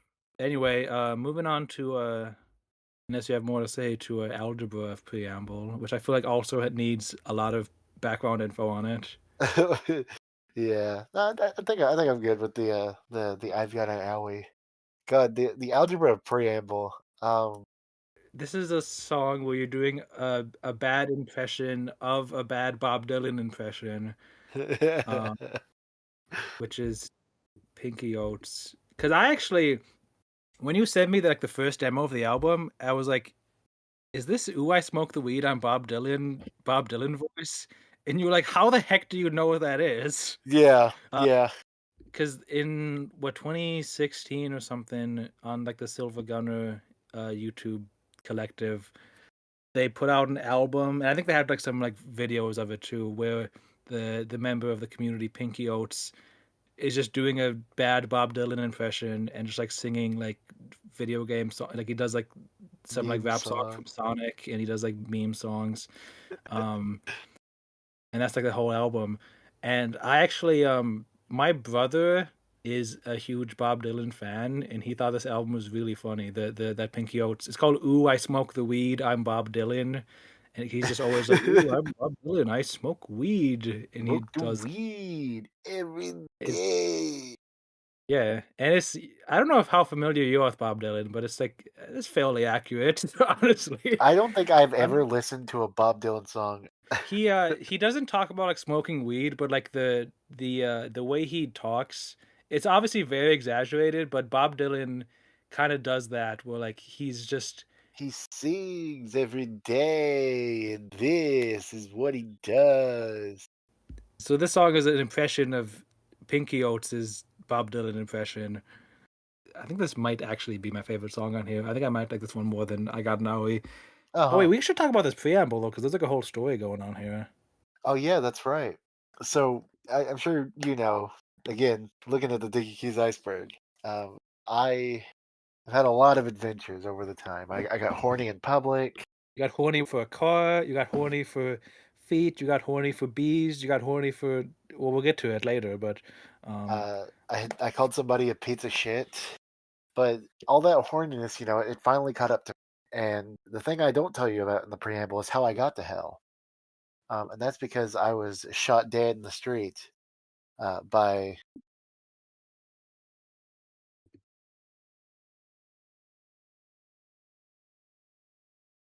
See you later. Bye. No, I was uh, shot in the street by a rival gang member. Sure, you know, I'm a member of infamous gang. I'm a the juggalo. juggalos. So I was shot dead in the street, and of course, because I didn't say 3 Hail Marys a day, I was sent to hell. And like I say on the preamble, I mean, I was given the option to come back, and I just had to win a game of hopscotch. Satan himself. This is one of the preambles that made me laugh out loud. Just where you say you'd think a man with goat hooves for legs, goat legs, would not do so well. Like that's a funny mistake because you say goat hooves for legs, and I'm like, yeah, that makes sense. And then you say goat legs. I'm like, oh wait, no, yeah, he's right. That doesn't make sense because the That hoof is the doesn't make feet, but any you don't sense. have feet for legs. It's just a funny little. Was that okay? So these preamble, like, was this all just like improvised? Yeah. Yeah, I hit the record button and then go from there. Just like whatever the fuck I think of. Oh, and the preamble, well, most of these preambles written after the songs. Now, usually I'll start with like the preamble and that will kind of dictate where the song goes, kind of sometimes. It's Um crazy. Sometimes the preambles will be before, or will be like after, but I think I only did that for one of them. I did that for the platter of gravy, which is later on. But this one, I really like this preamble a lot. I think of all of the preambles, I think Algebra of Preamble is probably my favorite. I get one of my favorite jokes in, which is but he did, and he creamed me on. He creamed me. He creamed me on the floor. He creamed me out the door. That was a free one for you. I like the delivery there. Are you a Kesha fan? I am. I'm a huge Kesha fan. You mentioned Kesha in this sketch. I do. I do. Yeah, she and I, we were recording. We were making a song called "Stinky Bitch," which was on her Freedom album. I'm sure you all remember when she broke free of her chains of her something out. But she was like, "Hey, let's write a song in style of those old songs, making fun of them." And I was like, "Yeah, sure, why not?" So I hopped into her booth, and it smelled like sadness and a little bit of some mouthwash. I wasn't really prepared for that. So she was like, "Just go ahead and start rapping." And I was like, "Well, what if I did like a country twang?" She offered to beat me up. So I was kind of glad that Bob Dylan poked his head out because I was going to get beat up by Kesha. I like how some of this interview has turned into just DLC for the preambles. Like this is we're learning new lore here. Some stuff that I didn't get to express. Yeah. Yeah, really though, I think that a lot of the preambles are really like fun. I think there's a lot of fun to be had with those. It definitely fits the waste of time moniker because some of them go on for way too fucking long. Yeah, that's one of my favorite things about this album is that the title we should have talked about this earlier. The title is so fitting because Yeah. just the this album had just so much stuff. It's just like, why is he introduced? Why is this? Okay, so there's an introduction that's like 3 minutes long, just saying skip this track, and then there's like a 2 minute introduction for the next song. like half of these interludes are like longer than like some of the songs. Yeah. And then it ends with like a 10-minute song. It's was that kind of inspired by the fact that the album is called Waste of Time, or did that just kind of Yes. happen? Yeah, that was just kind of a lot of that. Also, I just like a lot of longer non-conventional music. Yeah, Like I yeah, said, it's exactly. like Frank Zappa guy. I like a lot of Frank Zappa. And most of his songs are about not fitting the fucking 3 minute mark. Just like length, purely length, there's no such thing as something that's too long, in my opinion. Like Mhm. some of my favorite songs are like 20 minutes long, like you said. And I feel that way about jokes too. Where like I a lot of my humor is just like doing the same thing over and over again. Some people will say it gets less funny each time. I'll always say it gets funnier each time. Exactly, exactly. Like I've jerked. I've joked about like that fucking Nico Fluttershy burp for almost 7 or 8 years now, and like it's still funny. If I hear that burp just like randomly in a song, it fucking like absolutely gags me. Like I die, absolutely fucking like keel over and die. I love those old Fuck Bees albums so much. They're so good. I'm really proud of both Bestiality and Subpar, or not Subpar. Fuck, What Lies Beneath. I haven't listened to those. I like the album covers though. Thank you, thank you. I'm glad they do it for you. Well, because I when you sent me like, "Oh, you wanna work on a song together?" I saw that Bestiality album cover, and I'm like, "This is a guy who will write rap music about having sex with bees." So, uh-huh. you were down with it, you know? I was down with the clown. 'Cause I don't know many people who would do that. I don't know many people who would put Martha Speaks diaper porn on an album either, so Yeah, and I wouldn't do that, but I support it. well, as long as you support it. That's one of the other things that you would change. What are some of your big things that you would change on the album while we're on the diatribe before we get into Algebra of Livin? Um, I don't know, like, honestly, I like how it turned out. I just if I was, like, putting it together, I would make different decisions, like, Mhm. I would be like, remix in the middle of the album, that's like a bonus track thing, and, Yeah. I would probably change the order of things. I would, the last 4 tracks are all kind of in the rambling genre, so I would probably, split that up with, something else, um but also it's like a balance thing, like, I could do that and then be like, "This doesn't work," put it back out, like, it's 'cause Mhm. I think what we have, it works. So, like, Yeah. in terms of what I would change at this point is nothing. Mhm. It's just while I'm making it, I would, do things differently Mhm. most of what I meant. Okay. We haven't talked about the actual Algebra of Living song yet, though. We've not. We haven't even got to that yet. I'm excited to talk about it. This is, I know I said the last song was my favorite. I think this actually is my favorite though. Mhm. And this was originally the album ender when you sent like the first demo of the album. Yeah, yeah, this is gonna be the vast one. It's such a good ender in general, but also the actual ending of this album, and we'll get to it obviously, is like theme wise a perfect ending. um, Mhm. it turned out really good. So the Algebra of Livin, I worked very hard to I don't know, like I went and tried to find a couple of different Bob Dylan songs. Like I didn't listen to them. 'Cause really I was like, I can just look at the lyrics here. And I'd also just finished watching all of Ed, and Nettie. And so I was like, it would be really funny if I attempted to make a Bob Dylan song where his like biggest like gripe is that he doesn't know how to butter toast. Or that he is too scared to butter his toast. So I was like, well, you know what would be really good would be like just going through and completely just trying to make an actual song. So I sat down and looked up like kind of generally how like a Bob Dylan song is kind of structured.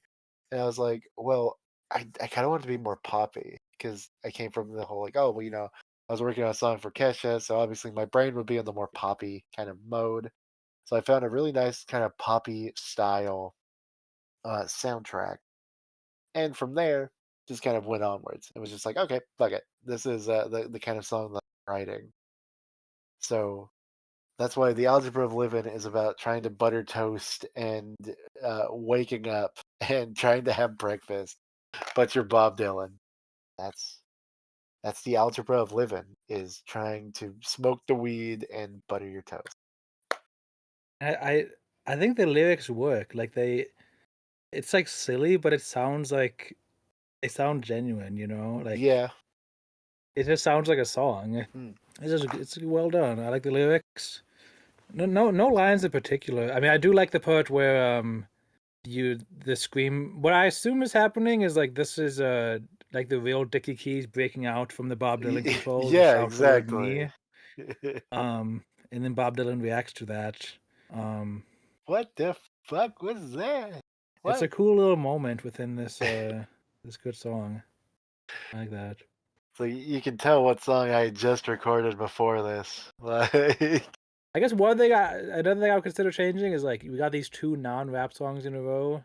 Maybe split those up, but also it works. They work so well one after the other is the thing. So like again, mhm. I don't think it would be good if I changed that. You know, I think my favorite lyric in the whole song, probably maybe time's a quiet river that I never learned to swim. Maybe smoke was just a shelter when the world grew far too dim. I don't know. I like pulled from something like very, very like emotional from myself that I just did not mean to tap into there. Like, those are just good lyrics. Like you could just put that in a Bob Dylan song, and I don't think anyone would question it. this album itself is probably the first time that I've ever just like put pen to paper and like tried to write like song. This is such an improvement from Subpar and Aardvark, because I guess those are kind of one and the same. Mhm. Um, in terms of the thing before this, the waste of time in general is just you're pulling from like everything that you've done before and just improving it massively to sound like an actual finished thing. With Subpar, uh, all of those songs are kind of just the rambling thing with a couple like freestyle like actual rap line. I like the line where you're like, in my neighbor's yard with my khakis on, through my neighbor's lawn, piss on her cat, piss on her back. You're just like, I don't know if you remember any of that. But I'm just like, oh, that's No, like some what actual rap fucking stuff going song is on. that? Did I write that? What Yeah, yeah. You in I forget what's it's like a is that? track like 6 or Spontaneous something on Subpar. combustion? Yeah, yeah, spontaneous combustion. You're like walking outside with my khakis on, going through my neighbor's lawn. Uh, Piss on a cat. I piss on her cat. I piss on her back. Wait, the song is deeper than that. Fuck, I don't know what happens Yes. next, but it's pretty good. But that's the last album, and this one's just such an improvement on that. Hmm. Um, Granted, there was like 6 years in between, so like yeah, there six was years of just hopefully nothing. 6 years of just of nothing but thinking, incubating. and it's just an insane leap. In terms of just everything. Anything else you kind of want to talk about with Algebra of Living? Anything else you Algebra? No, it's just thinking really of? good. Yeah, So let's move on to the Bees B part side two. remix. I don't know how much you have to say about this one because this is just my track, but what do you have I to say about really this like one? this one. I constantly hear this one in my head, like when I'm thinking about the B rap. But yeah, so this was we did the B rap and kind of just I just kind of stole the beat from Super Mario Galaxy, and kind of I was just like I want a version that's not stolen music, so I started doing this remix. The main like tune of it, the part that's like do do do do do do do do do. I don't think that's like on beat tune at all, but that was just a sample from some old recording of me like playing like a keyboard from like 10 years ago. It was like a Mhm. 2 hour recording where I'm just like goofing off at my grandma's house, and that's something I just pull samples from a lot. I just go up there, zoom in at a random part, take it. I'm like, that sounds like it could be a beat, and just take it out, add drums, and then just kind of add in like MIDI instruments that kind of match the tune, and I kind of threw that whole beat together. Um, I think I started doing the remix like 2 years ago when I first did the B song, and I just kind of stopped because like the song was going anywhere for a while. I finished the beat when some guy named Complex Mothra, who I'm not very familiar with, but he's in a Discord server I'm in. He's like some Juggalo rapper. It's like complex with a K. I like mentioned that I do beats in Discord, and he was like, "Dude, yeah, I'd rap over a Mushy Mustard beat because I'm kind of well known over there, not as a beat maker, but as just a genius contributor mostly." Um, and he was like, "Dude, yeah, that'd be cool. I'd rap over one of your beats." Um, so I was like, "Oh, I have this B rap remix that I started. I can finish that and make it into a beat, and I just send that to him." And then he like never responded, and then like 2 years later, I like found out that he actually used that beat, and I was like, "Oh, that's pretty cool." But he didn't credit me though. I think he just like forgot. Like he said it was produced by someone else. I assume because he just downloaded the beat and then just forgot where he got it from because like I never interact with him. So and I was like, "Hey, you forgot to credit me." He was like, "Oh, oops, sorry." I don't mind. I just think it's cool that he used it. I didn't expect him to because it's like freaking I don't make beats. Um, but on with the B remix. So this remix, I kind of consider it to be like the mushy mustard cut of the B rap. So like things in the B rap that I would do differently is what I did on this song. So Mhm. I put it into more of a like a verse chorus structure. Where on the original, and I didn't have an idea for the chorus for like the original song, Mm. but you have your verse kind of just wraps over the part that I sectioned off for like a kind of interlude kind of chorus part. Um, so I just cut that out and had it be like three verses instead. Um, and then pretty late into the album, I was like, I should add like an actual chorus on here. And I was just trying to figure, and I just wrote this chorus pretty quick. Um, and I did like the auto tune thing again. And then I had to keep messing around with the beat because I knew I wanted the beat to change up for the chorus, and it took I built the beat chorus section around the chorus, because that wasn't in. If you listen to the Complex Martha track, it doesn't have that chorus section. So I like added that I made that specifically for this. Um, and I like how this remix turned out quite a bit. I did more of like the record scratching thing, because on the original one it was just at the end of the last verse, so I put it in at like the end of every verse. Uh, I love the like record scratching. I have no idea how you do it so like really well there. Like so what I do, I have a computer program called Virtual DJ, and they have like a record scratching thing where you just like use the mouse, and it's really hard, and I suck at it.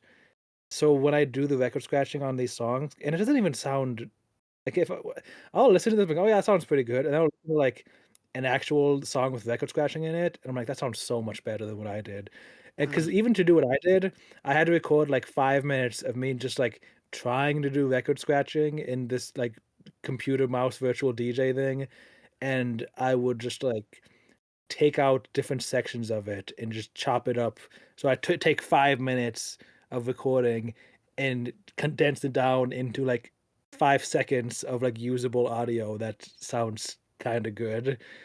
So it is not good. I'm not good at record scratching whatsoever. I do it with a computer mouse in a virtual DJ program, and it's bad, but it turned out pretty good in the song once it's all edited and put I think together it like sounds that. fucking fantastic.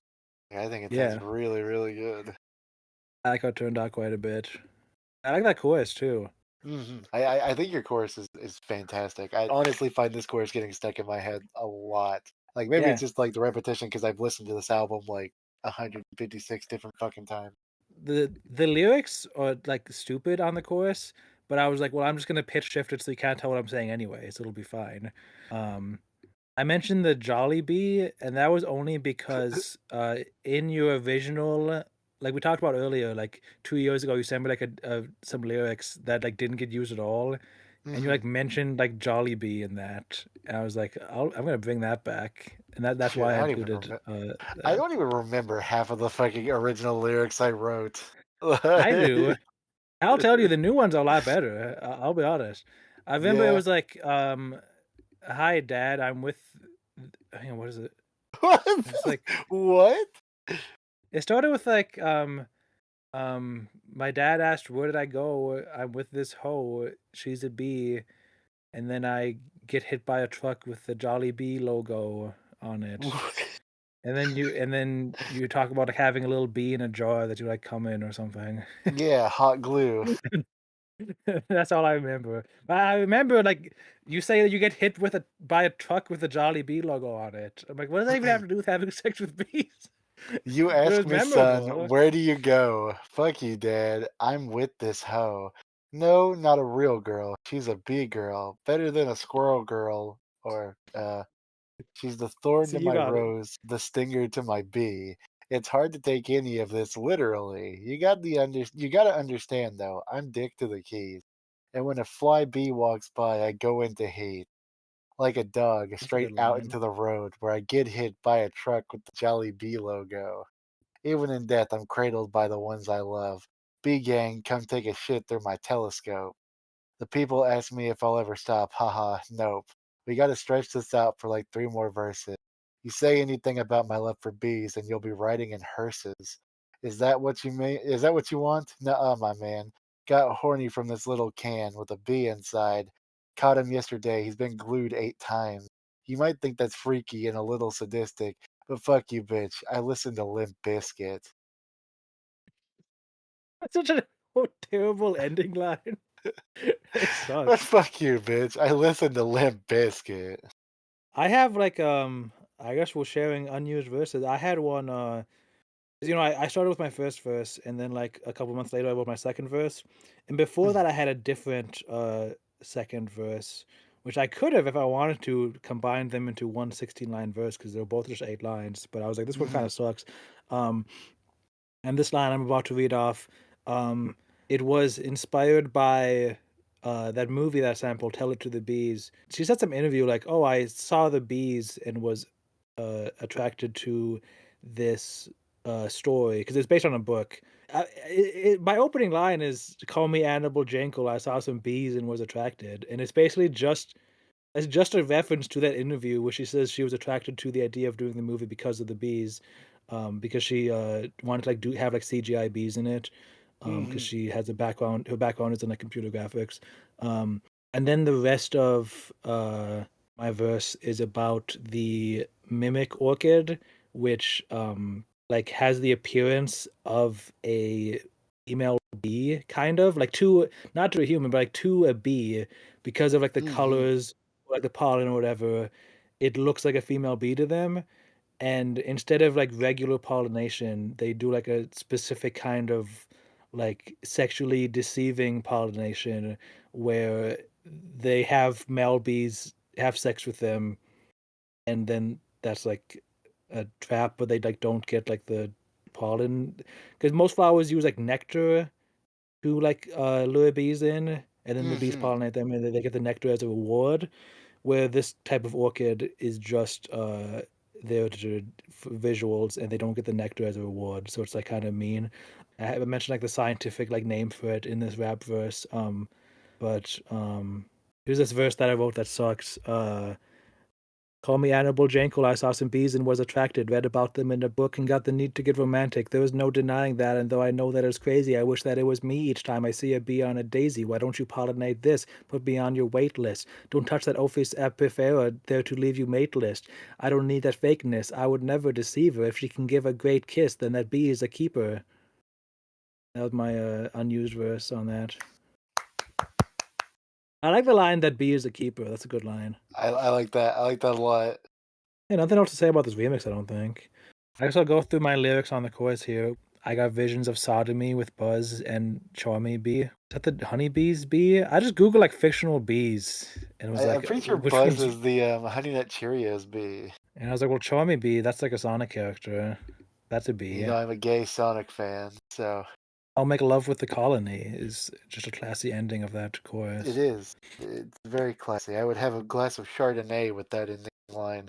Oh, and I put in like the it's hip to FBs. Like I sample like the It original FBs song like in the background of the chorus. It's really good. I'm really happy with how the chorus turned out.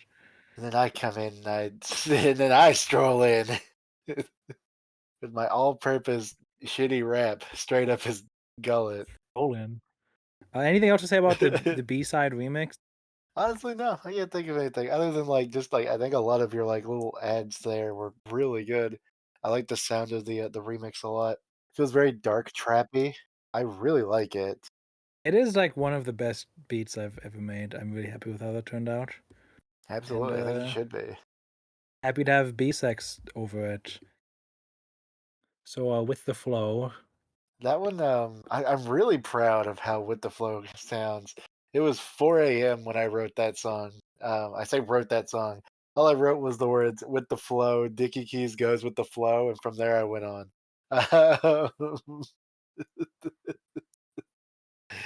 It was 4 a.m.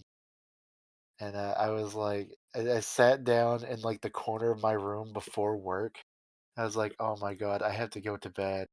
And my brain just kept being like, "Oh man, with the flow, go with the flow." I was like, "Fuck it, I'll find some shitty beat."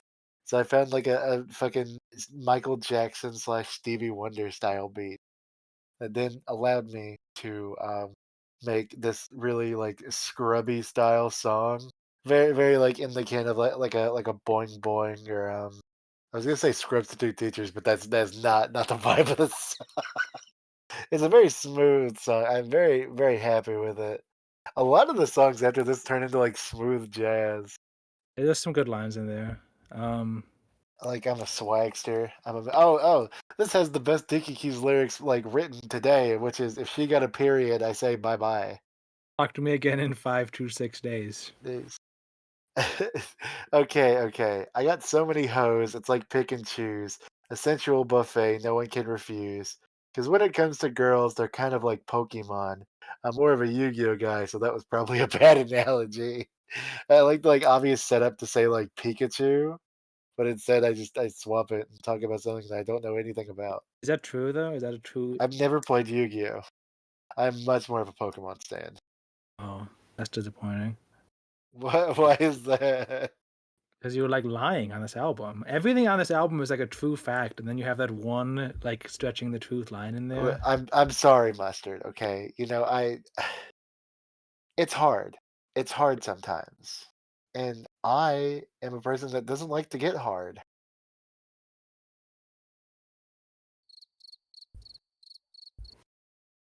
So the next song is "Condiment Killaz."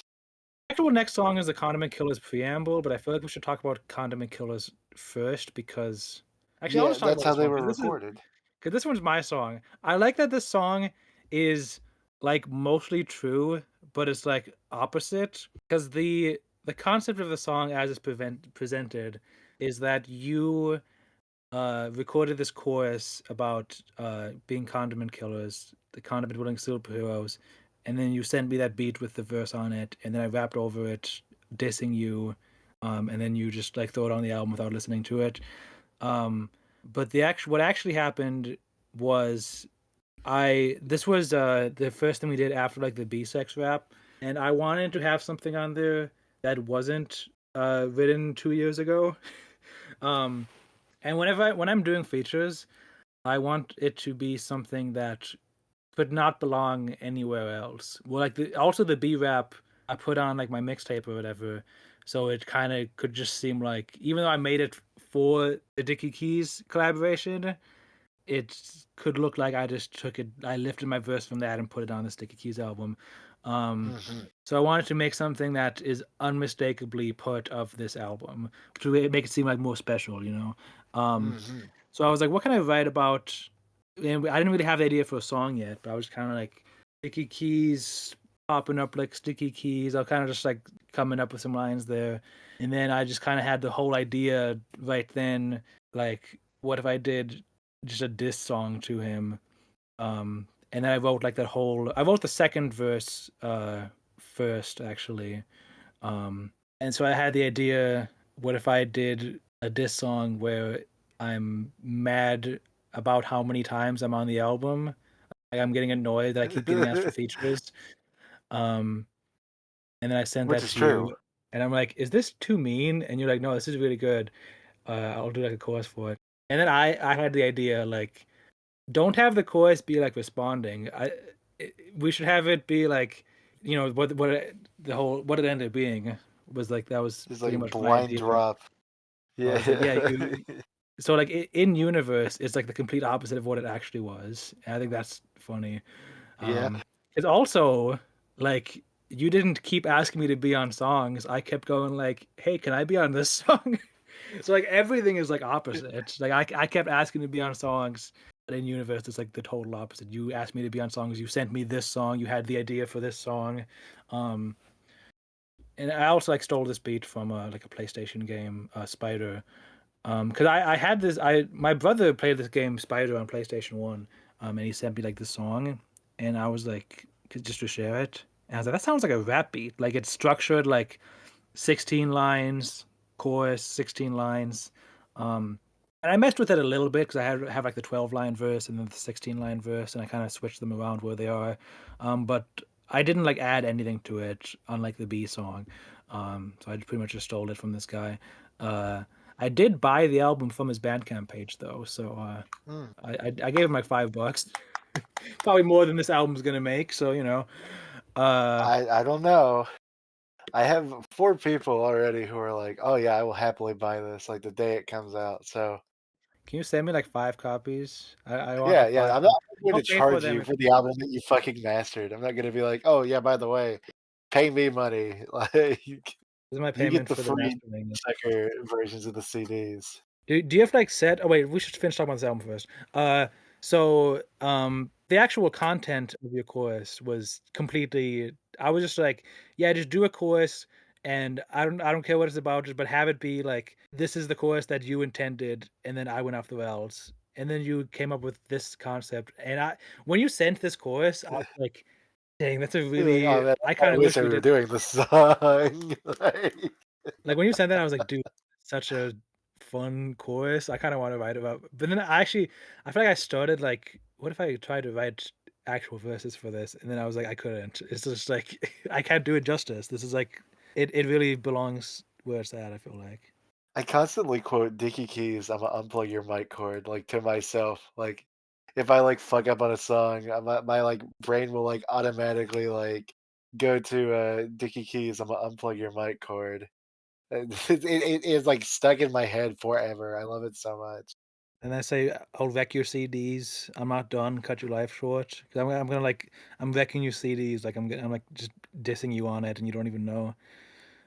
Um, Then you're gonna kill me like a mime.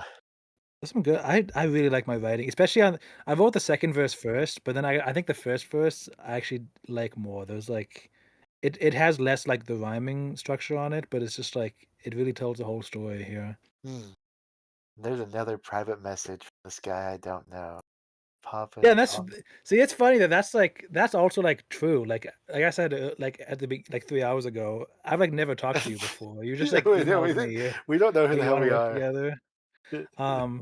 I like my line because I mentioned sticky keys with all the popping up and wanted on my screen like So sticky smart. keys, and So then right fucking before good. like the previous line I say 5 times in a row, and then the next line I say like shift, and it's like all connected because when you hit shift 5 times in a row, it activates sticky keys and it pops up and wanted. It's very smart. Um, Really smart. I like Dickey Keys request another feature. You got it, but You I got hope that it. line's about how much you suck or what you wanted because that's what I'll write regardless. Yeah. Oh god, it's so good. Like, sure, like, oh my god, like this person's just like straight up dissing you. Like, but that's the fun of it. It's so fucking like, and it's so creative too. Like, it's not just like, oh hey, I took the low hanging fruit of you're fat and you're gay. Like, those are your 2 things that I'm gonna be like joking at you for. I mentioned that you wear glasses is the Yeah, one, that one's good. that's the Like, one insult I make even the about way your you do it appearance. though. Pull your specs off your face so I can mace you blind for all the ways you find to irritate my mind. Yeah, Like, that was oh fun. god, it's really good. I'm very genuinely happy with this. It I'm was. glad that you were able to finally get your rage for me for ghosting you for 2 years out with this song. Well, because I remember like and this was kind of inspired by like your original concept for the interview sketch where you were like, oh, you like I keep asking questions and you get like increasingly annoyed at it, and that didn't really end up happening in that skit, but this was kind of like a continuation of it. But in the skit, I am like clearly like the straight man where it's like, no, no, It I don't want to play I hate bowling that with you. this is my stop too. Um, so like it is like continuation of that character still. It's very And cohesive. It's a very yeah, cohesive, like, put together, like, through line. yeah, it's fun. I remember like when we were first doing the album, and I was like, "Oh man, this through line is like the best part of the album." And then I keep mixing it. I'm like, "No, this whole album's good." And I'm glad. I'm like actually I'm glad that the album like doesn't end like right after the song because it's not my album. Like it's not the story of Mushy Mustard. That's just like part of this whole project. You know, it's just a part of what you have here. Um, I really like how I'm like my verses both end with like, "Oh yeah, go show us your stupid chorus now." Um, and then like in my second verse, I'm like talking about how your chorus sucks and like you should have done better, and like I'm listening to Nightcore instead. Um, this is a fun song. Mm.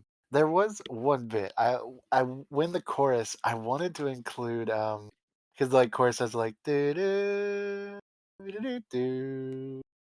I wanted to have like a somewhere I was like, oh, dynamic duo. Just like hammer it in. It's like, oh, we're best buds. Like so that's just like, yeah, like haha, we're like two friends, and like in the whole like actual lyrics are just like, dude, fuck you.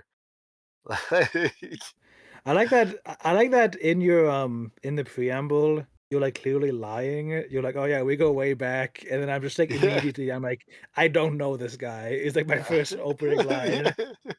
Yeah. I don't know who this guy is. He keeps asking me for collabs. Um, He keeps stealing my beats. Not much else to say about that, but I love that song.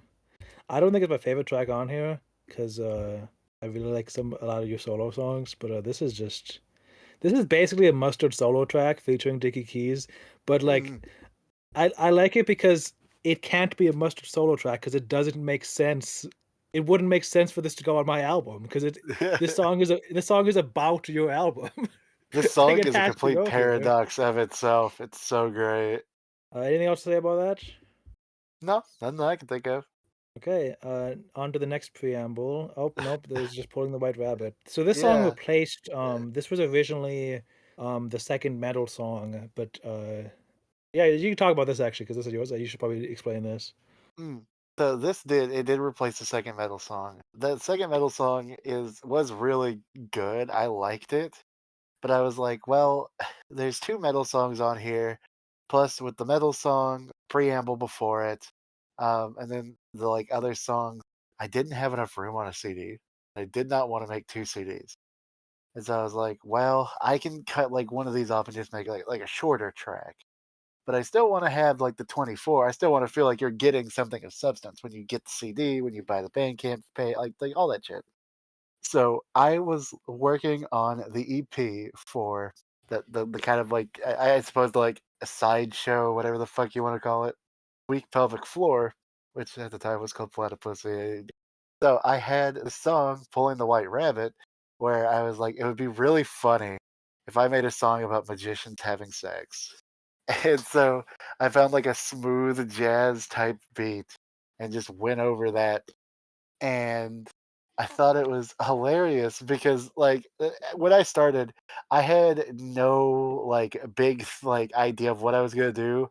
I heard the beat and I just went for it, like just like completely freestyle, did whatever the fuck came to mind. So pulling the White Rabbit took over the two metal songs, or not two, like the preamble and the actual metal song. And I like an idea that Mustard came up with where, because at the end of the Condiment Killaz, Dickey Keys, who is me. Um, in case you forgot, it's been 4 hours. You may have developed dementia by then. Um, it's like, hey, how do you turn this off? How do you do that? And then immediately pulling the white rabbit starts. So my head canon is that Dickey Keys hit the magician's having sex button, and that's why the song is on the album. Um, there's a very genuine moment in the song where I'd stop and I go, I didn't think that magicians having sex would have so many jokes. And that's because I did not. I completely went into this completely blind. Um, yeah, Mustard hates this song. No, This is I your didn't say least favorite that. song. Did I say that? I don't remember. I know I sent you a list. This was not near the top. Um, This was hot dog shit. I remember when you said like, "Oh, I might take off one of the metal songs," and I just like didn't say anything because it's like I wouldn't do that. But then when you put this on here and I listen to the other metal song, I'm like, the other metal song is kind of just a worse version. Other than the screams being better, it's kind of a worse version of I Got an Owie, just like thematically. Mhm. Um, Now you could say that this is just a different version of having sex with bees, but it's magicians this time. But Yeah. it's different jokes, you know. Mhm. Uh, because to me, and I know you feel the same way, based on your just massively recurring lyrical content themes. Just funny sex with things that you don't usually have sex with is like one of the Yeah. funniest things you could write about. Yeah. And this song is fun. Uh, it is the rambling type song. There's some good lines in here. I like baby, that's what I'll put in you, because you say baby throughout the song and you're like baby, Yeah. because that's not even a magician joke, that's just a good joke. Um, there's a girl, your vibrance is so vibrant that it's making me feel things. That's just one of my favorite. I like that it Um, starts off not even talking about magicians, you're just like dick in caboose, like you're a train. hauling coal, hauling ass, coming out in the rain. Yeah, I know my profession. Clearly, I don't. This line, when I first heard the song, I just laughed out loud at I pull a rabbit, you pulling a rabbit out your hat, and then it's gonna watch you have sex. That's just that's silly to me. I take my head off to you and pull out. I don't think I have anything else to say about that one. So the platter of gravy. I think this might be my least favorite song. You I don't don't know. like platter of gravy? This was like your favorite, isn't it? Well, it's up there. It's good. I like this one because I think the world building is really funny. I think just like the Yeah, idea. it's an incredible idea where it's just like, how do you come up with this? This is so like just what? What? Yeah. Because it's you have two vocal tracks. One of them is doing what I would not call doo wop, What? and one of them is just reading a Wikipedia page, and it takes place in the 50s. Apparently, it's Yeah. just um, I like the concept of the song more than the actual song.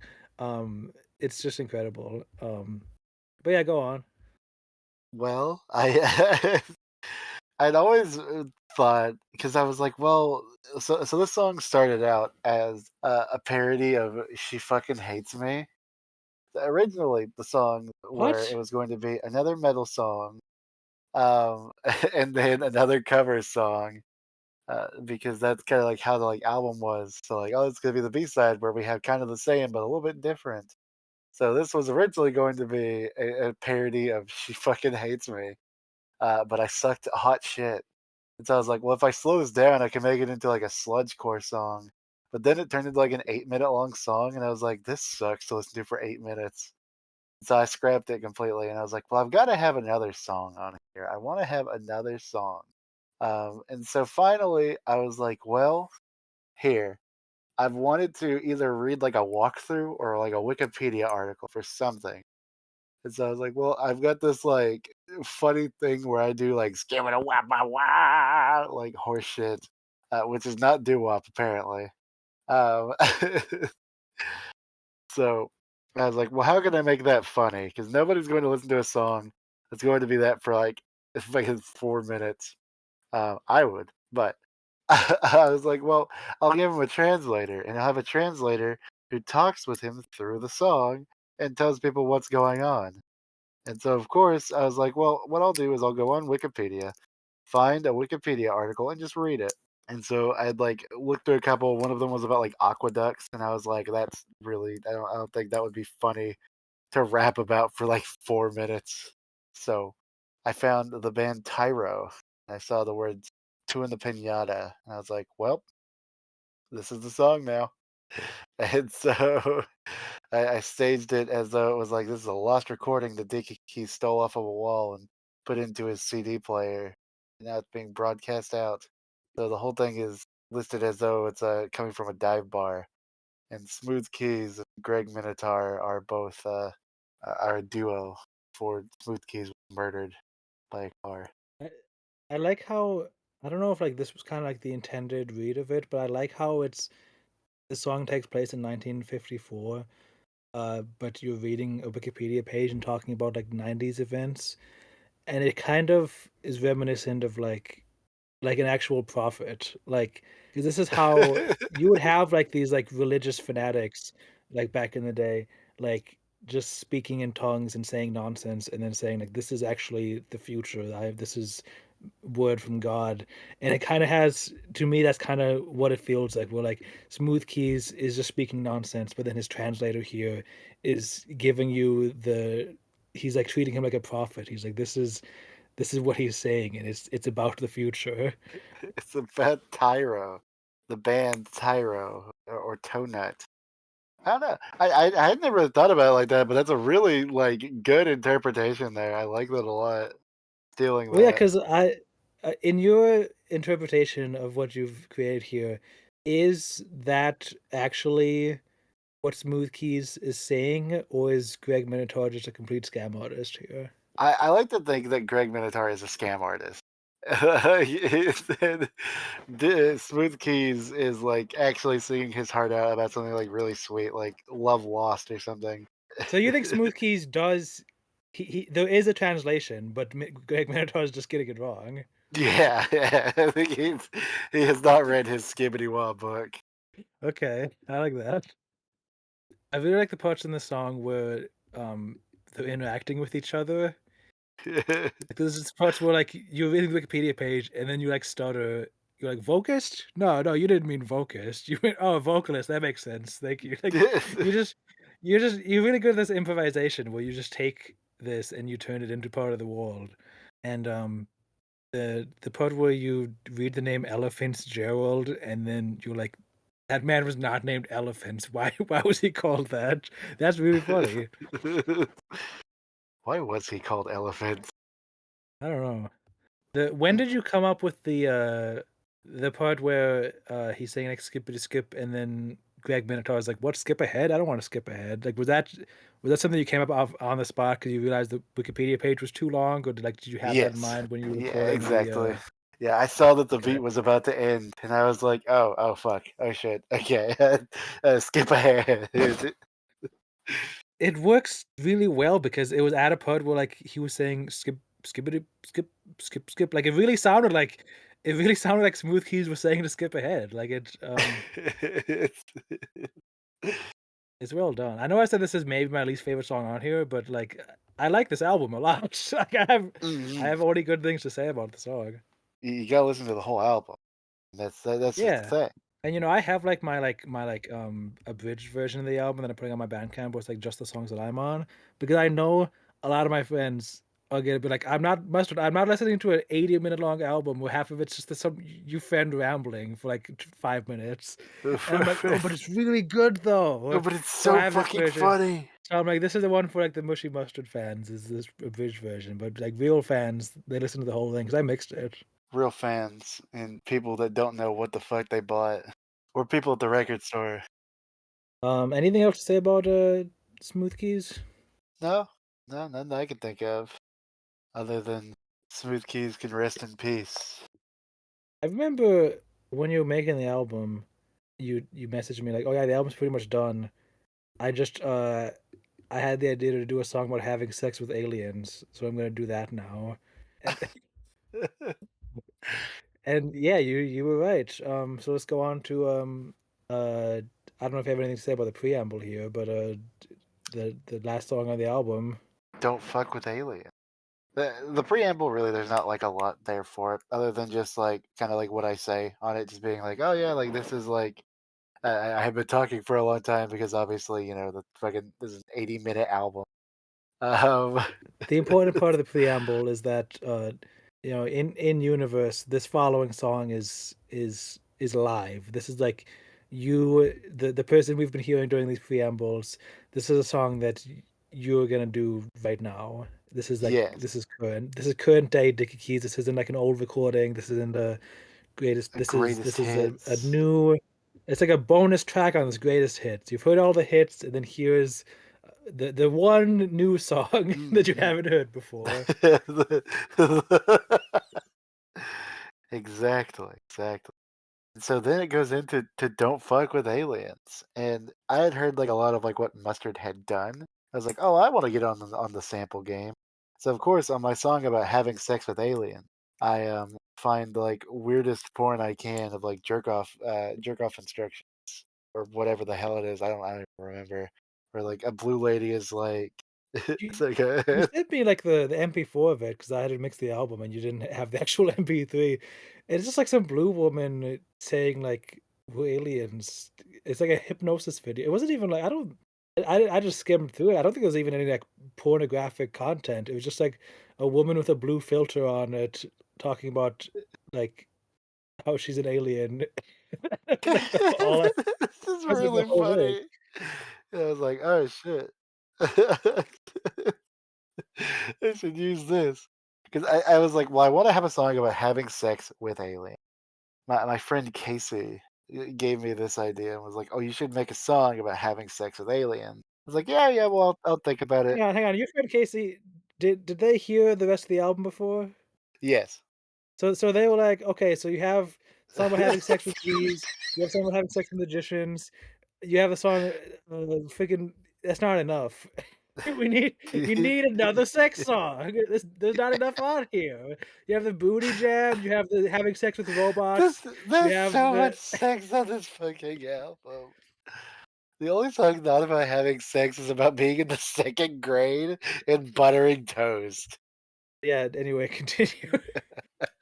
So, uh, she was like, "Well, make a song about having sex with aliens." And I was like, "Okay, sure, whatever." And so I was like thinking about it, and I was like, "No, no, I could definitely stretch this out."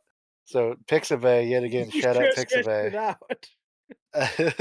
I typed in 11-minute alien, and I found this song that goes on for 11 minutes.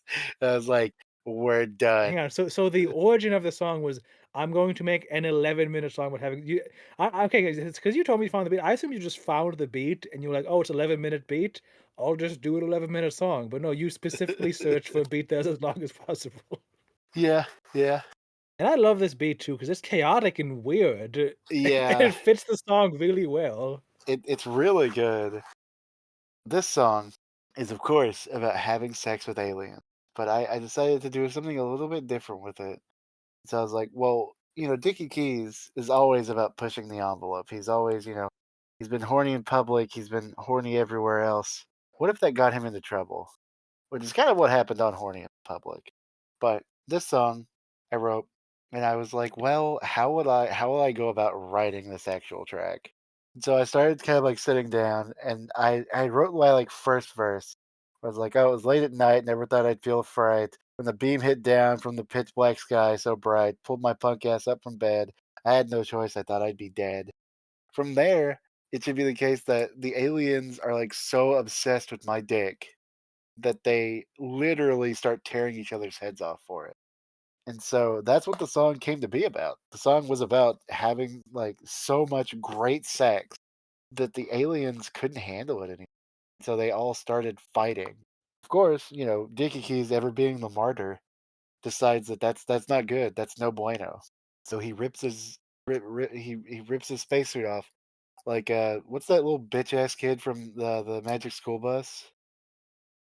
Dude, that scene scared me when I saw it as a That kid. scene scared the shit out of me I as was a like, "Why is kid. this in this show? What? You can't do that." And then like the next scene, he's just fine. I'm like, "You can't do that. He's freaking dead. I saw his He eyes died. turn red and his face turned into ice. He can't just come back from that." But he was just they just showed the next scene. He just had like a tissue. He like, had like a cold, and I was like, "What? This is like a clone or something. That doesn't make Mhm. sense." Arnold, I think that's his name. I think his name is Arnold. Uh, Anyway, you just far brought back a back. memory there. Yeah, yeah. That's exactly what I thought about. I was like, oh yeah, I take my spacesuit off and I freeze, except my dick falls off.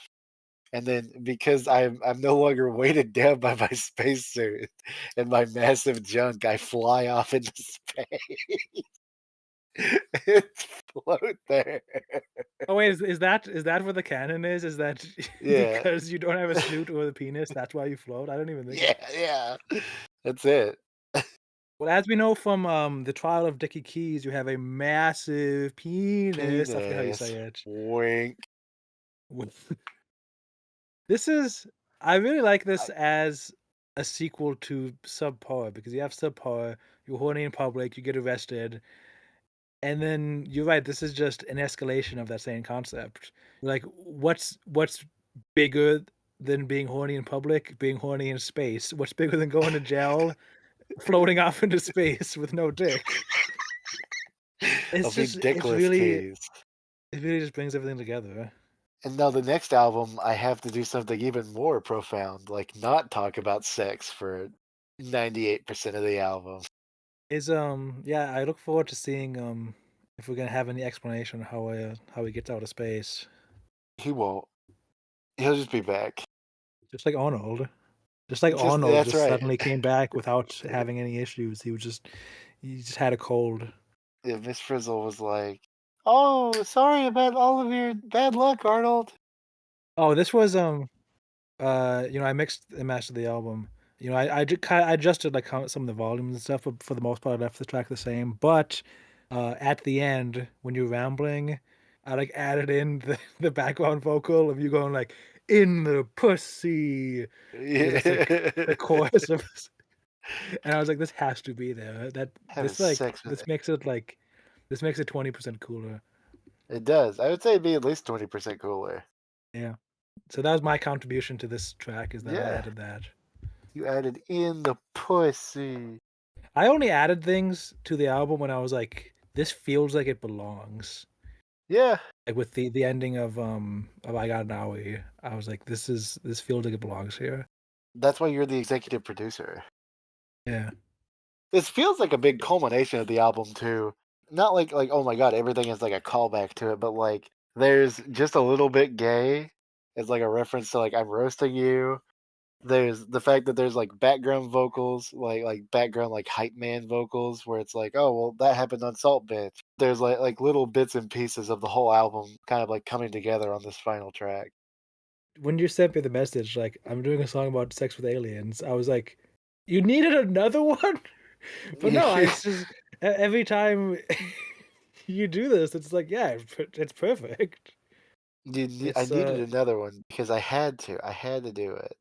like I said, when you had just the when it was just the original demo of the album and ended with Algebra of Livin, I was like, that's such a great final track. But this one really like pulls together what the album is in a way that wraps it Mhm. together perfectly. Because before you had the song, like, was Tyro the last song, or did you have like was it? Did you know there Uh, was gonna be something after that? I wanted to have like one song after that, but I didn't know exactly what it was going to be. I was like, I could have outro where I tell you to skip the song again, but then I was like, nah, that seems like it would just be like it would like wear out its welcome. Or outro where you're like, keep listening to this song, don't skip it. Please keep like hit repeat, start repeating over and over again. But no, that's Hit the good. repeat all button. I thought about doing a like a parody of Hurt too. I thought that would be funny if I did like a really shitty parody of Hurt. Um, The Nine Inch Nails song? yeah, Yeah. That's that's waste of time, not including like any bonus tracks. yeah. You'll have to listen to that. You'll have to listen to the CD for that one and the Bandcamp for that one too. It won't show up on the actual page unless you download it and then it's included in the download. I'll say the Bandcamp hidden track is quite a bit more substantial than the CD hidden track. Because we didn't have much more time on the CD with this being an 80-minute album, but that Bandcamp track is a fun time. It's a very good time. I thoroughly enjoyed that one. I hope everybody that decides to download it will also enjoy the very long secret track. Anything else to say? This was No, I'm I gonna mean I'm gonna like this stop is recording and then I'll be like, oh, I didn't say that or that. I'm stupid. yeah. I think that's it. I hope everybody buys the album. Hope everybody that likes it tells me to my face.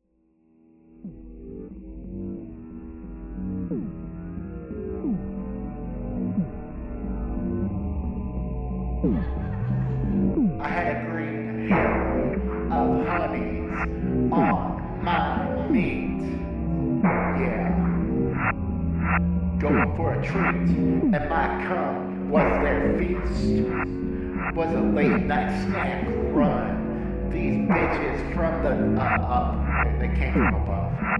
They had a private penis party. Population 1. Marathon madness.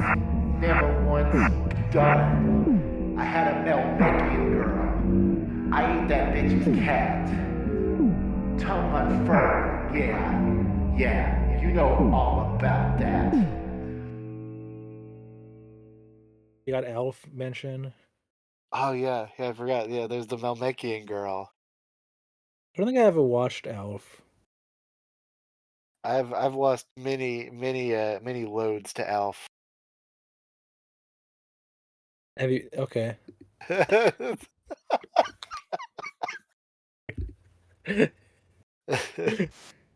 This has been the Hot Music Charts podcast.